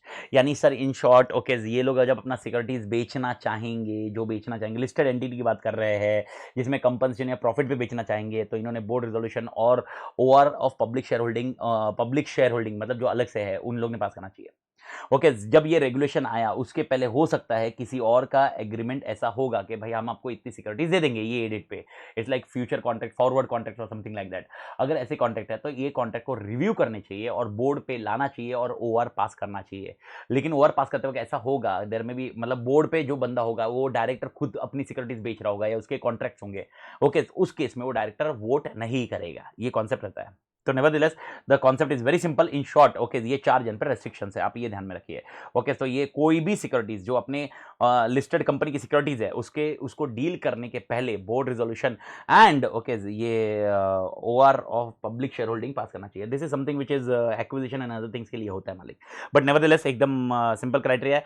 अगर ये आप amalgamation वाला चैप्टर देखते हो, ओके ये मैंने लेक्चर इवन यूट्यूब पे अपलोड किया हुआ है, तो ये लेक्चर देखते हो उसके अंदर आपको ये कॉन्सेप्ट भी समझ में आएगा। ये कॉन्सेप्ट ऑल टुगेदर ये सेक्शन 235 236 वो उस कैटेगरी में जाएगा, 235 236 वाले जो सेक्शन होंगे उस कैटेगरी में जाएंगे मालिक। सो नेवरदलेस ओके ये कैटेगरी है, आंसर बहुत इजी। ऑब्लिगेशन तो कंपोजिशन ऑब्लिगेशन ये दोनों चीज अपन खत्म कर चुके हैं मालिक। ओके ये होने के बाद इंडिपेंडेंट डायरेक्टर, ओके ये डेफिनेशन इंडिपेंडेंट डायरेक्टर कौन होगा, please understand this definition is similar to companies act, इसलिए मैंने इसको एम्फसाइज नहीं किया हुआ है। इसमें सिर्फ एक चेंज होगा, मैं डिस्कशन करता हूँ, 1-2 पॉइंट चेंज हो गए वो देख लीजिए। सबसे पहले पर्सन ऑफ इंटीग्रिटी होना चाहिए, प्रमोटर नहीं होना चाहिए, ओके पेक्यूनरी रिलेशनशिप नहीं होना चाहिए, ये यहाँ पर याद रखिए। और यहाँ पर कितने साल में नहीं होना चाहिए, 2+1 नहीं होना चाहिए। 2+1 जब मैं बोल रहा हूँ इसका मतलब पिछला current year plus 2 preceding year. Okay अब यही एक डिफरेंस है कंपनीज एक्ट में। कंपनीज एक्ट में क्या बोला था कि 10% तक पेक्यूनरी रिलेशनशिप चलेगा इंडिपेंडेंट डायरेक्टर का, लेकिन याद रखना लिस्टेड एंटिटी में एलओडीआर के हिसाब से पेक्यूनरी रिलेशनशिप होना ही नहीं चाहिए एक्सेप्ट ओके जो इसको इंडिपेंडेंट डायरेक्टर का कंपनसेशन मिल रहा है, तो उसको जो इंडिपेंडेंट डायरेक्टर का कंपनसेशन मिल रहा है वही एक पेक्यूनरी रिलेशनशिप हो सकता है मालिक, उससे ज्यादा नहीं होना चाहिए। ओके वो खुद या रिलेटिव ओके उनका भी पेक्यूनरी रिलेशनशिप नहीं होना चाहिए, और अगर रहा भी तो यहां पर इन लोग ने क्लियर कट पेक्यूनरी रिलेशनशिप के लिए क्राइटेरिया दिया हुआ है, that is 2% of gross income और 50 लाख, बस और कुछ है नहीं। इंडेप्टनेस या गारंटी उसका कुछ नहीं है। तो याद रखिए ओके डायरेक्टर्स या रिलेटिव, डायरेक्टर्स जो भी डायरेक्टर होंगे और रिलेटिव होंगे उनका कोई पेक्यूनरी रिलेशनशिप नहीं होना चाहिए। ओके अगर आप कंपनीज एक्ट का इंडिपेंडेंट डायरेक्टर का डेफिनेशन देखोगे तो उसके अंदर और इंडेप्टनेस और उसके क्राइटेरिया थे, यहां पर सिर्फ और सिर्फ पेक्यूनरी रिलेशनशिप के क्राइटेरिया है। तो ये पेक्यूनरी इन शॉर्ट पेक्यूनरीशिप, और पेक्यूनरी रिलेशनशिप कब नहीं होना चाहिए, 2+1 मतलब 2+1 मतलब करंट ईयर, 1 करंट ईयर और पिछले 2 साल। 21 साल के ऊपर होना चाहिए, ठीक है। एंड ये एक सबसे इंपॉर्टेंट पॉइंट है, okay, non independent director of another company, जिसमें बोर्ड का कोई एक बंदा इंडिपेंडेंट डायरेक्टर है। सर इसका मतलब क्या है, ठीक है, इसको इस एग्जांपल से मैं इस तरह से समझाता हूं। ए लिमिटेड है और बी लिमिटेड है, ओके। अब समझना शुरू करो, मिस्टर एक्स और मिस्टर वाई, ठीक है, mister X mister Y, A limited, दोनों लिस्टेड कंपनी है, दोनों लिस्टेड कंपनी है। Mister X, okay, A limited में, ओके, डायरेक्टर है, और मिस्टर एक्स बी लिमिटेड में इंडिपेंडेंट डायरेक्टर है, ठीक है मालिक। अब यहां पर मिस्टर वाई भी बी लिमिटेड में डायरेक्टर है, okay. In this case mister Y can not become independent director in A limited. ये पॉइंट ध्यान में रखिए, ये नहीं हो सकता। ये लोग बोलते हैं अगर आप किस कंपनी में, लिस्टेड कंपनी में इंडिपेंडेंट डायरेक्टर बनना चाहते हैं, उस कंपनी का डायरेक्टर, ओके, उस कंपनी का डायरेक्टर किसी और कंपनी में इंडिपेंडेंट डायरेक्टर है जिस कंपनी में आप भी डायरेक्टर हो, ओके, तो आप इंडिपेंडेंट डायरेक्टर नहीं बन सकते। इन शॉर्ट ये एग्जांपल है भाई, ओके, एग्जांपल समझ लिया तो कॉन्सेप्ट समझ आएगा, ओके। यानी वेयर नॉन इंडिपेंडेंट, इसको डेफिनेशन वाइज अगर पढ़ना चाहते हैं तो डेफिनेशन वाइज मैं पढ़ा देता हूं एक बार, ओके। डेफिनेशन वाइज भी पढ़ा दिया तो सही हो जाएगा, आपको दिमाग में आ जाएगा clear cut, okay. Who is not a non-independent director of another company on the board of which any non-independent director of listed entity is an independent director. Okay, तो ये स्टेटमेंट वापस पढ़िए, ओके, आपको समझ में आ जाएगा, और ये एग्जांपल को ध्यान में रखिए, ओके। यानी ओके, एकदम क्लियर है, who is not a non independent. In short, अगर मिस्टर वाई को अगर ए लिमिटेड में इंडिपेंडेंट डायरेक्टर बनना है तो इधर वो डायरेक्टर नहीं होना चाहिए, जिधर इस कंपनी का डायरेक्टर उधर इंडिपेंडेंट डायरेक्टर है। इस तरह से ये कंटेक्स्ट डिफाइन किया हुआ है, ओके। तो ये कॉन्सेप्ट है, okay, but nevertheless answer is easy, तोड़ है, ओके। इंडिपेंडेंट डायरेक्टर क्राइटेरिया, तो 6 क्राइटेरिया है, 6 में से आप ध्यान रखना पूरा कंपनी एक्ट जैसा ही है, एक्सेप्ट, ओके, पेक्यूनियर रिलेशनशिप यहां पर 1 भी रुपए की नहीं हो सकती, खत्म story, okay. Remuneration annual report में डिस्क्लोज करनी चाहिए, एनुअल रिपोर्ट में डिस्क्लोज करनी चाहिए, नॉन एग्जीक्यूटिव डायरेक्टर का सारा रेम्यूनरेशन डिस्क्लोजर में आना चाहिए। एंड मोस्ट इंपॉर्टेंट, आपकी सैलरी फिक्स्ड है, परफॉर्मेंस बेस्ड है, कॉन्ट्रैक्ट बेस्ड है, आपको स्टॉक ऑप्शन क्या दिए जा रहे हैं, ये सब डिस्क्लोज करने चाहिए, खत्म स्टोरी। ये बेसिक है आंसर, इसमें ज्यादा दिक्कत नहीं है, और ये इग्नोर भी कर सकते हो। आपका मेन कंटेंट क्या है, आपका मेन कंटेंट ये एलडीआर है, ये एलडीआर है भाई, ओके। कंपोजिशन एंड ऑब्लिगेशन, ये दोनों तोड़ अपने ध्यान रखना है। अप्रूवल्स, ये तो ठीक है, फीस एंड कंपनसेशन के लिए अप्रूवल चाहिए, सिटिंग फीस के लिए 100% आपको अप्रूवल की जरूरत पड़ेगी, ओके। स्टॉक ऑप्शंस के लिए भी अप्रूवल चाहिए। और एक छोटा सा कॉन्सेप्ट है, अगर ओके आपके ऑर्गेनाइजेशन में एक ही एग्जीक्यूटिव डायरेक्टर है, एग्जीक्यूटिव डायरेक्टर मतलब आपका एमडी है या होल टाइम डायरेक्टर है, अगर आप देखोगे तो आप कंपनी एक्ट के हिसाब से जाओगे तो 5%, 10%, 5 के ऊपर रहा तो 5 के अंदर रहा तो ओआर चाहिए, 5 के ऊपर रहा तो एसआर चाहिए। इस कंटेक्स्ट में आपने पढ़ा था, okay. All together this is 197, 196 and 197 का कंटेक्स्ट, अगर आपको याद हो तो, ओके। यहां पर थोड़ा सा चेंज है, ये लोग बोलते हैं अगर आपकी कंपनी में एक एग्जीक्यूटिव डायरेक्टर है और उसको आप जो रेम्युनरेशन दे रहे हो वो 2.5% ऑफ नेट प्रॉफिट या 5 crore, okay, whichever is higher, उससे ज्यादा दे रहे हो, 2.5% और 5 करोड़, ओके, उससे ज्यादा दे रहे हो, तो इस केस में आपको एसआर पास करना पड़ेगा, ओके। याद रखिए, कंपनी एक्ट में कोई भी 5 करोड़ का स्लैब नहीं है, वहां पर 5% और 10% है, वहां पर 5% और 10% है, और अगर लॉस हुआ तो शेड्यूल 5 है, ये अपन ने देखा था। बट टू द एक्सटेंट यहां पर क्या बोला हुआ है एलओडीआर में, अगर आप लिस्टेड कंपनी में हो और आपको 2.5% या 5 करोड़ ज्यादा दे रहे हो तो इस केस में आपको एसआर पास करना पड़ेगा।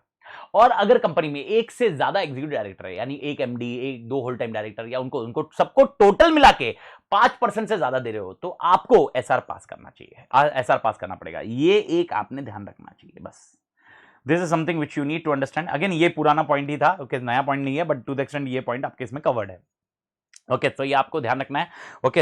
In short this is not in contrast, यानी ये और स्लैब कम कर रहा है, ओके। अगर आप कंपनी एक्ट पढ़ोगे तो 5% और 10% था, 5 के ऊपर चाहिए और 10 के ऊपर चाहिए तो मेरे को एसआर चाहिए था उस कंटेक्स्ट में। यहां पर वैसा नहीं है, यहां पर इनको क्राइटेरिया अलग है लिस्टेड कंपनी के लिए, तो ये ध्यान रखना। यहां पर हो गया बोर्ड ऑफ डायरेक्टर्स की कहानी खत्म। तो अगर आप देखोगे तो 2 मेजर पोर्शन अपन ने खत्म किए 1 घंटे के अंदर। अब नेक्स्ट 15-20 मिनट, 20-25 मिनट का कॉन्सेप्ट बचा हुआ है, जहां पर अपन डिस्कस करेंगे विद रिस्पेक्ट टू पांचेट आंसर। पांचेट मतलब उसमें से है 1-2 पॉइंट थोड़े तोड़ है, लेकिन बाकी सब पंचायती है, ओके। तो अच्छे से देख लेते हैं, ओके। अगला कॉन्सेप्ट क्या जाता है, code of conduct and vigil mechanism. Code of conduct, फटाफट आंसर अपडेट करते हैं। Code of conduct, company listed, ये सब लिस्टेड कंपनी के लिए, लिस्टेड कंपनी का खुद का कोड ऑफ कंडक्ट होना चाहिए, ठीक है मालिक, ओके। उन्होंने कोड ऑफ कंडक्ट को कंप्लायंस करना चाहिए, ठीक है मालिक। कोड ऑफ कंडक्ट में ड्यूटीज ऑफ इंडिपेंडेंट डायरेक्टर बतानी जरूरी है, ठीक है मालिक, okay. Code of conduct website of the company में पब्लिश होना चाहिए, ठीक है मालिक। और एनुअल रिपोर्ट में डिक्लेरेशन देनी चाहिए, एनुअल रिपोर्ट में डिक्लेरेशन देनी चाहिए, ठीक है मालिक। हो गया कोड ऑफ कंडक्ट के लिए।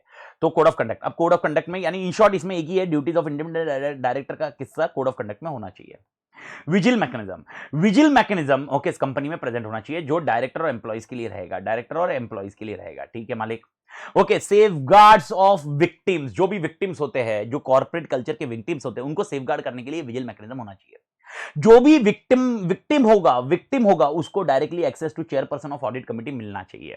एंड मोस्ट इंपॉर्टेंट, जो भी ये विजिल मैकेनिज्म का प्रोसीजर है, अदर थिंग्स है, ये सब डिस्क्लोज होनी चाहिए। सर ये डिस्क्लोज किस में होनी चाहिए? वेबसाइट में डिस्क्लोज होनी चाहिए, एनुअल रिपोर्ट में डिस्क्लोज होनी चाहिए। Okay, vigil mechanism, that's it, खत्म स्टोरी। ओके, सच खास अमेंडमेंट नहीं है। Okay, risk management committee, okay again amendment. Okay, amendment ये है, ओके देख लीजिए, दो चीज में अमेंडमेंट है, दो हाईलाइट कर रहा हूं मैं। ओके, सबसे पहला, टॉप 500 लिस्टेड कंपनी को रिस्क मैनेजमेंट कमेटी बनानी चाहिए। टॉप 500 ओके इस कंपनीज को रिस्क, टॉप 500 कौन सी? Top 500 listed based on market capitalisation, वापस सेम कॉन्सेप्ट। ओके 500, तो अगर आप देखोगे पहले 1000 था, 2000, 500, फिर 2000, इस कंडीशन में और वापस आया 500। रिस्क मैनेजमेंट कमेटी किसको चाहिए? टॉप 500 कमेटी, टॉप 500 कंपनीज को रिस्क मैनेजमेंट बनाना पड़ेगा। अब रिस्क मैनेजमेंट कमेटी जब बनाएंगे तो उस कमेटी के मेंबर्स कौन होना चाहिए? मेजॉरिटी ऑफ कमेटी के मेंबर जो होने चाहिए वो डायरेक्टर होने चाहिए। लेकिन वापस एसआर इक्विटी, अगर आपको याद होगा एसआर इक्विटी कहां पर गया है? एसआर इक्विटी ऑडिट कमेटी में गया है। ओके, जहां पर ऑल इंडिपेंडेंट डायरेक्टर होने चाहिए। SR equity board of director में गया है। अगर एसआर इक्विटी शेयर्स इशू किए हुए तो आपका half of the board independent director होना चाहिए। और यहां पर भी अगर एसआर इक्विटी शेयर्स है तो रिस्क मैनेजमेंट कमेटी में 2/3 ऑफ डायरेक्टर इंडिपेंडेंट डायरेक्टर होने चाहिए। ठीक है, 2/3 इंडिपेंडेंट डायरेक्टर होने चाहिए। बोर्ड में कितने होने चाहिए? हाफ। और ऑडिट कमेटी में ऑल। एकदम इजी है, SR equity, audit committee all, board half, और ये 2/3 कम होते जा रहा है भाई। और पीरियडिकली रिव्यू करना चाहिए रिस्क मैनेजमेंट ने अपना काम। ठीक है मालिक। Related party transaction quarterly compliance करनी चाहिए, ज्यादा हेडेक नहीं है। ओके, तो इसमें क्वार्टरली कंप्लायंस का रिस्क रिलेटेड पार्टी ट्रांजैक्शन होना चाहिए। ओके, अब आते हैं subsidiaries of such listed entity. Point to be noted, एकदम अच्छे से ध्यान रखिए, ये सब्सिडरी कौन सी है? अगर लिस्टेड एंटिटी है, अगर सब्सिडरी भी लिस्टेड है तो दिमाग फोड़ी मत करिए, बिकॉज एलओडीआर उनको भी एप्लीकेबल है। लेकिन if this subsidiary is unlisted then the discussion of this point come into picture. ये जो डिस्कशन कर रहे हैं हम लोग अभी स्क्रीन पे डिस्कशन कर रहे हैं, ये तब आएगा जब ये अनलिस्टेड मटेरियल सब्सिडरी है। अब क्वेश्चन आता है मटेरियल सब्सिडरी क्या है? तो रेगुलेशन 16 है। 60 वैसे ये नंबर याद रखने की जरूरत नहीं है, मैंने लिखा भी नहीं और मैं चाहता भी नहीं कि आप नंबर, आप देखोगे तो मैंने एलओडीआर में कोई भी रेगुलेशन के नंबर याद रखने नहीं बोले। रीजन सिंपल है, ये नंबर के चक्कर में दिमाग फ्री हो जाएगी। ओके, मालूम पड़ा वो कॉन्सेप्ट ही भूल गया और नंबर ही याद है खाली। ओके, तो रेगुलेशन 16 करके एक है जिसमें बताते हैं मटेरियल सब्सिडी क्या है। तो मैंने क्या बताया मटेरियल सब्सिडी का डेफिनेशन? अगर पिछले साल के जो फाइनेंशियल स्टेटमेंट में उसमें अगर कंसोलिडेट ना, उसमें 10% से ज्यादा इनकम इस सब्सिडी से आया या नेटवर्थ 10% से ज्यादा इस सब्सिडी से है, तो ये सब्सिडी मटेरियल सब्सिडी हो जाएगी। वापस कौन सी? या अनलिस्टेड होनी चाहिए। लिस्टेड होगी तो डिस्कशन मत करो। अगर ये अनलिस्टेड सब्सिडी है तो ये मटेरियल सब्सिडी कब बनेगी? जब इनका इनकम 10% से ज्यादा है। लेकिन ये लोग ने एक्सप्लेनेशन में और एक चीज क्लियर की है कि रेगुलेशन 24 के लिए, रेगुलेशन 24 मतलब क्या है मैं बता रहा हूं। ओके, रेगुलेशन 24 के लिए जो 10% का क्राइटेरिया वो 20% होगा। सर मतलब क्या? मतलब ये है कि यहां पर अगर आप देखोगे स्क्रीन पे पहला पॉइंट पढ़िए, one independent director of listed company should be on the board of okay subsidiary company. एक आपका इंडिपेंडेंट, आपके बोर्ड का एक इंडिपेंडेंट डायरेक्टर, आपके बोर्ड का एक इंडिपेंडेंट डायरेक्टर, आपके बोर्ड का एक इंडिपेंडेंट डायरेक्टर, वापस बोल रहा हूं, आपके बोर्ड का एक इंडिपेंडेंट डायरेक्टर जो है ओके वो सब्सिडरी कंपनी, आपके बोर्ड का एक इंडिपेंडेंट डायरेक्टर है वो सब्सिडरी कंपनी जो अनलिस्टेड है उसके बोर्ड पे भी बैठना चाहिए। लेकिन ये कंडीशन कब है? जब ये जो है ना ये रेगुलेशन 24 है और इसके 24 के रेगुलेशन के लिए okay definition of material subsidiary changes and that material subsidiary will be 20% of income or net worth। ध्यान रखना, यानी only for this purpose the definition of material subsidiary will change. For all other things material subsidiary means 10%, but only for this point material subsidiary means 20%। यानी अगर 20% से income से या net worth से ज्यादा है तो ही मेरा इंडिपेंडेंट डायरेक्टर बंदा आपके बोर्ड पे बैठेगा। अगर 10% है, 10% से ज्यादा है तो जरूरत नहीं है, लेकिन 20 के ऊपर गया तो ही मेरा इंडिपेंडेंट डायरेक्टर आपके बोर्ड पे आएगा। Is that point clear? यानी for all other disclosure purpose, for all other compliances purpose 10% criteria will be checked out, but only for my independent director should be on your board okay the criteria will be 20%। Okay तो इन्होंने क्या बोला है? ये material subsidy का definition regulation 16 में दिया है। कौन सा रेगुलेशन में दिया बेटा? रेगुलेशन 16 में दिया है और रेगुलेशन 16 में एक एक्सप्लेनेशन दिया हुआ है और वो एक्सप्लेनेशन में ये बोला गया है कि भाई रेगुलेशन 24 के लिए ये क्राइटेरिया चेंज होगा, 20% हो जाएगा। ठीक है मालिक, मेरे ख्याल से क्लियर। ऑडिट कमिटी, जो लिस्टेड एंटिटी की ऑडिट कमिटी है, उन्होंने सब्सिडरी के फाइनेंशियल स्टेटमेंट को रिव्यू करनी चाहिए, ठीक है मालिक। Minutes of board meeting okay should be placed in listed entity company, यानी जो सब्सिडरी है उसकी जो मिनट्स ऑफ बोर्ड मीटिंग होगी वो लिस्टेड कंपनी के बोर्ड के इसमें भी डिस्कशन में आनी चाहिए, ठीक है मालिक। अगर अगर ओके होल्डिंग कंपनी मतलब हम लोग लिस्टेड कंपनी अगर अपने शेयर्स ओके डिस्पोज कर रहे हैं किसमें से, सब्सिडरी के, जो जिसकी वजह से मेरा जो परसेंटेज है 50% के नीचे आने वाला है, ओके समझ करो। अगर मैं उस कंपनी के शेयर्स डिस्पोज कर रहा हूं, मैं उस कंपनी के शेयर्स क्या कर रहा हूं बेटा, अगर मैं उस कंपनी के शेयर्स डिस्पोज कर रहा हूं, मैं उस कंपनी के शेयर्स डिस्पोज कर रहा हूं, तो इस केस में मुझे एसआर पास करना पड़ेगा। सर इसका मतलब इस तरह से होगा, ए लिमिटेड स्क्रीन पे देख लीजिए, ओके ए लिमिटेड है, ओके और एक एक्स है, ओके एक्स लिमिटेड है, okay A limited is listed and X limited is subsidiary, ये सब्सिडरी है, ठीक है। इनका 60% शेयर होल्ड है, ओके ए लिमिटेड का 60% एक्स लिमिटेड में है, मतलब इन्वेस्टमेंट। तो एक्स लिमिटेड का 60% जो होल्डिंग है वो किसने होल्ड किया, ए लिमिटेड ने। तो याद रखना, मैं शायद बोलते बोलते थोड़ा प्लस माइनस हो गया फास्ट में, ओके क्योंकि माइक की बैटरी खत्म होते आई तो मैंने वो देखा, इसके लिए प्रॉब्लम हुआ। A limited okay is a holding company, okay and holding company and X limited is subsidiary, okay and holding company is holding 60% of subsidiary. अगर ए लिमिटेड ओके ये शेयर्स बेचना चाहते हैं तो बेचिए, कोई प्रॉब्लम नहीं, लेकिन अगर इसकी वजह से आपका जो ये 60% का वैल्यू है ये 50% या उसके नीचे जा रहा होगा तो आपको एसआर पास करना पड़ेगा। That's it.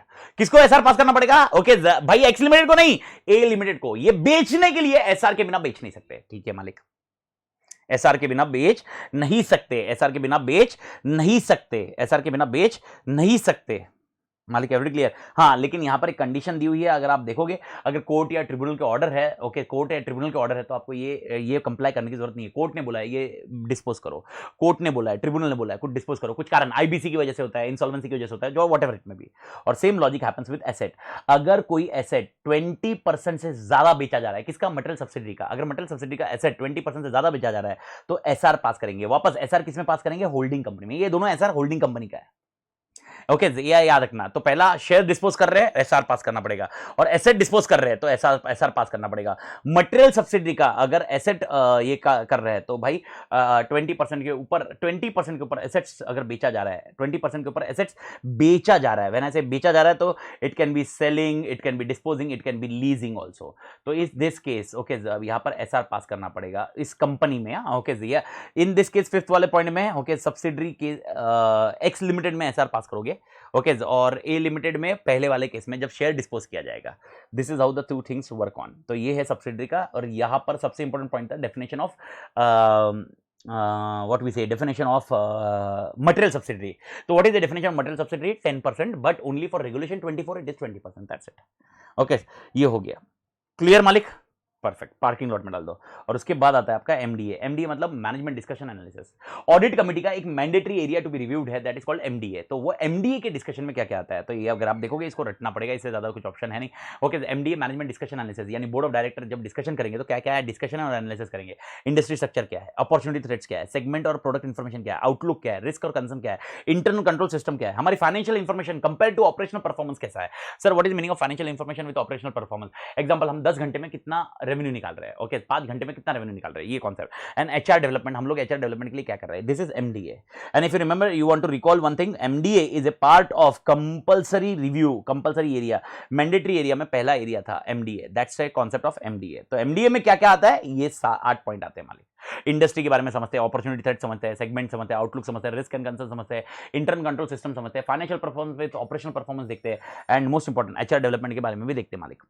ये होने के बाद कंप्लायंस, ओके ये सब चीज का कंप्लायंस हुआ है कि नहीं हुआ है, ये कौन देगा, वही मैंने आपको बताया, compliance by CEO and CFO. Okay financial statement बरोबर है, फ्रॉडलेंट ट्रांजैक्शन नहीं हुए, internal control over financial reporting सही है, फ्रॉड और इंटरनल कंट्रोल के सामने बरोबर काम हो रहा है, ये कंप्लायंस सर्टिफिकेट इशू करेगा सीईओ और सीएफओ। और इन ये सारा कंप्लायंस है, ये सारा बेटा, ये सारा कंप्लायंसेस अगर आपको स्क्रीन में दिख रहा है, ये सारा कंप्लायंसेस कौन करेगा, ये कंप्लायंस या तो आपका स्टैट्यूटरी ऑडिटर करेगा, स्टैट्यूटरी ऑडिटर साइन करेगा, या अगर आप थोड़ा सा नोट करोगे तो स्टार्टिंग में आप देखोगे तो यही कंसेप्ट इश्यूज में कवर किया हुआ है। Compliance certificate either from an auditor और प्रैक्टिसिंग सीएस, इन दोनों में से किसी ने एक ने करना चाहिए। आपका जो स्टैट्यूटरी ऑडिटर है या तो प्रैक्टिसिंग सीएस होगा, वो ये कंप्लायंस करेगा। इन शॉर्ट ये सारे कंप्लायंस कर रहे हैं कि नहीं, ये स्टैट्यूटरी ऑडिटर ने ध्यान रखना चाहिए, अगर स्टैट्यूटरी ऑडिटर रोल प्ले कर रहा है, या प्रैक्टिसिंग सीएस जो भी होगा। एलओडीआर की रिक्वायरमेंट मेरे ख्याल से मालिक क्लियर। एंड और एक है information to share holder, okay, appointment and reappointment of director, okay, ये इन्फॉर्मेशन जानी चाहिए शेयर होल्डर के पास, ठीक है मालिक। Okay, stakeholder registration committee and transfer transmission transposition of share, ये पुराना सिलेबस है, कोई चेंज नहीं है, ये आपने जो नोट्स में पढ़ा हुआ है वही के वही है, कंटेंट एकदम बेसिक है। डायरेक्टर कौन से अपॉइंट हुए, रीअपॉइंट हुए, okay, stakeholder relationship committee कौन है, उस कमेटी के मेंबर्स कौन है, उस कमेटी का जो पर्सन है, मेन लीडिंग पर्सन है वो कौन है, और शेयर्स के ट्रांसफर ट्रांसमिशन ट्रांसपोजिशन कैसे होंगे, क्या क्राइटेरिया है, ये देखा जाएगा। और दो चीजें है, disclosure of events and information, okay, अगर ऑर्गेनाइजेशन में कुछ इवेंट्स होते हैं या इन्फॉर्मेशन होता है तो उसको डिस्क्लोज करने जरूरी है। सर व्हेन आई से इवेंट्स, ये कौन से इवेंट्स होते हैं, मटेरियल इवेंट्स। मटेरियल इवेंट्स मतलब it may have a impact on the listed entity, अगर ये मटेरियल है तो ओके, ये इवेंट्स डिस्क्लोज करने चाहिए। सर ये डिस्क्लोज किधर करने चाहिए, ये आपके वेबसाइट पर डिस्क्लोज होने चाहिए कम से कम 5 साल के लिए, ये आपके वेबसाइट पे होना चाहिए कम से कम 5 साल के लिए, ओके, मिनिमम 5 ईयर्स। और उनके उसके बाद सर क्या निकाल देना चाहिए, उसके बाद आर्काइव में चला जाना चाहिए। आर्काइव, अगर आप आर्चिव बोलते होंगे, आपके ऊपर है, आपका प्रोनाउंसिएशन कैसा है, उसको आर्चिव नहीं बोलते, आर्काइव बोलते हैं। आर्काइव मतलब आर्काइव, आर्काइव लाइक बैकअप कर देना चाहिए। और अगर आपके इधर कोई सेक्सुअल हैरेसमेंट ऑफ वुमन हो रहा है एट वर्क प्लेस, अगर इसके कोई कंप्लेंट है तो कितने कंप्लेंट इस साल में आए हैं, कितने कंप्लेंट डिस्पोज हुए हैं, कितने कंप्लेंट पेंडिंग है, ये सब चाहिए। Okay, sexual harassment of woman at work place, इसके बारे में डिस्क्लोजर चाहिए। तो इन्फॉर्मेशन टू शेयर होल्डर अभी कितना हो गया, 5 पॉइंट हो गया। मैंने ये 5 पॉइंट अलग इसलिए बनाया क्योंकि पहले 3 पॉइंट ये पुराने थे और ये 2 नए वाले एमेंडेड पॉइंट है, तो इसलिए आपने लास्ट 2 पॉइंट ध्यान रखना है। इजी आंसर है, कोई ज्यादा हेडेक नहीं है, it's only main of disclosure. अगर मैं देखूं तो ये डिस्क्लोजर का ही पॉइंट है, अगर आप देखोगे मोस्ट ऑफ डिस्क्लोजर ये रहा, 12th एंड 13 पॉइंट देख लेना, information to share holder and disclosures, information to other information to shareholders, ये देख लेना बस। That's it with your LODR and I ensure ये एलओडीआर आपका सबका सब कवर हुआ होगा। ओके, कोई भी दिक्कत रही तो आप मेरे को मैसेज करिए, ज़्यादा हेडेक मत करिए। ओके, बहुत बार ऐसा होता है स्टूडेंट आधी चीज़ें देखता है, आधा पॉइंट देखता है, उसके बाद वो बोलता है, पर ठीक है, स्ट्रेस नहीं लेने का, रिलैक्स रहने का। ये टाइम जो अभी कंडीशन चल रही है, सारे प्लस माइनस चल रहे हैं, वॉट एवर इट में भी, ओके, निकल जाएगा मालिक, सब टाइम निकल जाता है। ओके, कोई भी टाइम स्टेबल नहीं रहता। Okay, every time pass away, हर चीज़ निकल जाएगी, बस अपने को प्रोटेक्शन ध्यान में रखना है। ओके, अपने को ध्यान में रखना है भाई, मास्क पहनो, ओके, दूर रहिए, जहाँ तक ज़रूरत नहीं है घर से काम करिए। Okay, stay home, stay safe and most important element, कितना भी रहिए, ओके, मतलब अपने अंदर का कॉन्फिडेंस टूटने मत दीजिए at any point of time, Covid हो या जैसा भी। बिकॉज देखिए एक पॉइंट समझिए, कोविड के साथ रहना तो पड़ेगा, लेकिन अपने को सेफ्टी मेजर्स ध्यान में रखने होंगे, और अगर अपन ये सब ध्यान रखेंगे तो 100% अपन अपना टारगेट अचीव कर पाएंगे। तो भाई कुछ चीज़ें हैं, जैसे अपने को मालूम है कि भाई यार कुछ टाइम तक अपने को ट्रैवल बंद करना चाहिए, अवॉइड करना चाहिए, ये सारी चीज़ें फॉलो करिए। ओके, जितना आप फॉलो करोगे उतना आपके लिए भी अच्छा होगा, बेहतर होगा, और आपकी फैमिली के लिए बेहतर होगा। ओके, एंड हो सके तो दूसरे लोगों को असिस्ट करिए। असिस्ट करने से ज़्यादा मैं इसको ऐसे बोलूँगा कि ये मैंने देखा था जब मेरे घर पे जब चीज़ें हुई थी, तो बहुत जन ऐसे नहीं यार हुए, तो मैं नहीं बोल रहा हूँ गले मिलिए कोविड में, it's only taking precautionary care, उनको क्या क्या रिक्वायरमेंट है और रिक्वायरमेंट फुलफिल करने की कोशिश कीजिए। Make sure, take care, okay, and see you if some other lectures I am uploading, I will update you मालिक।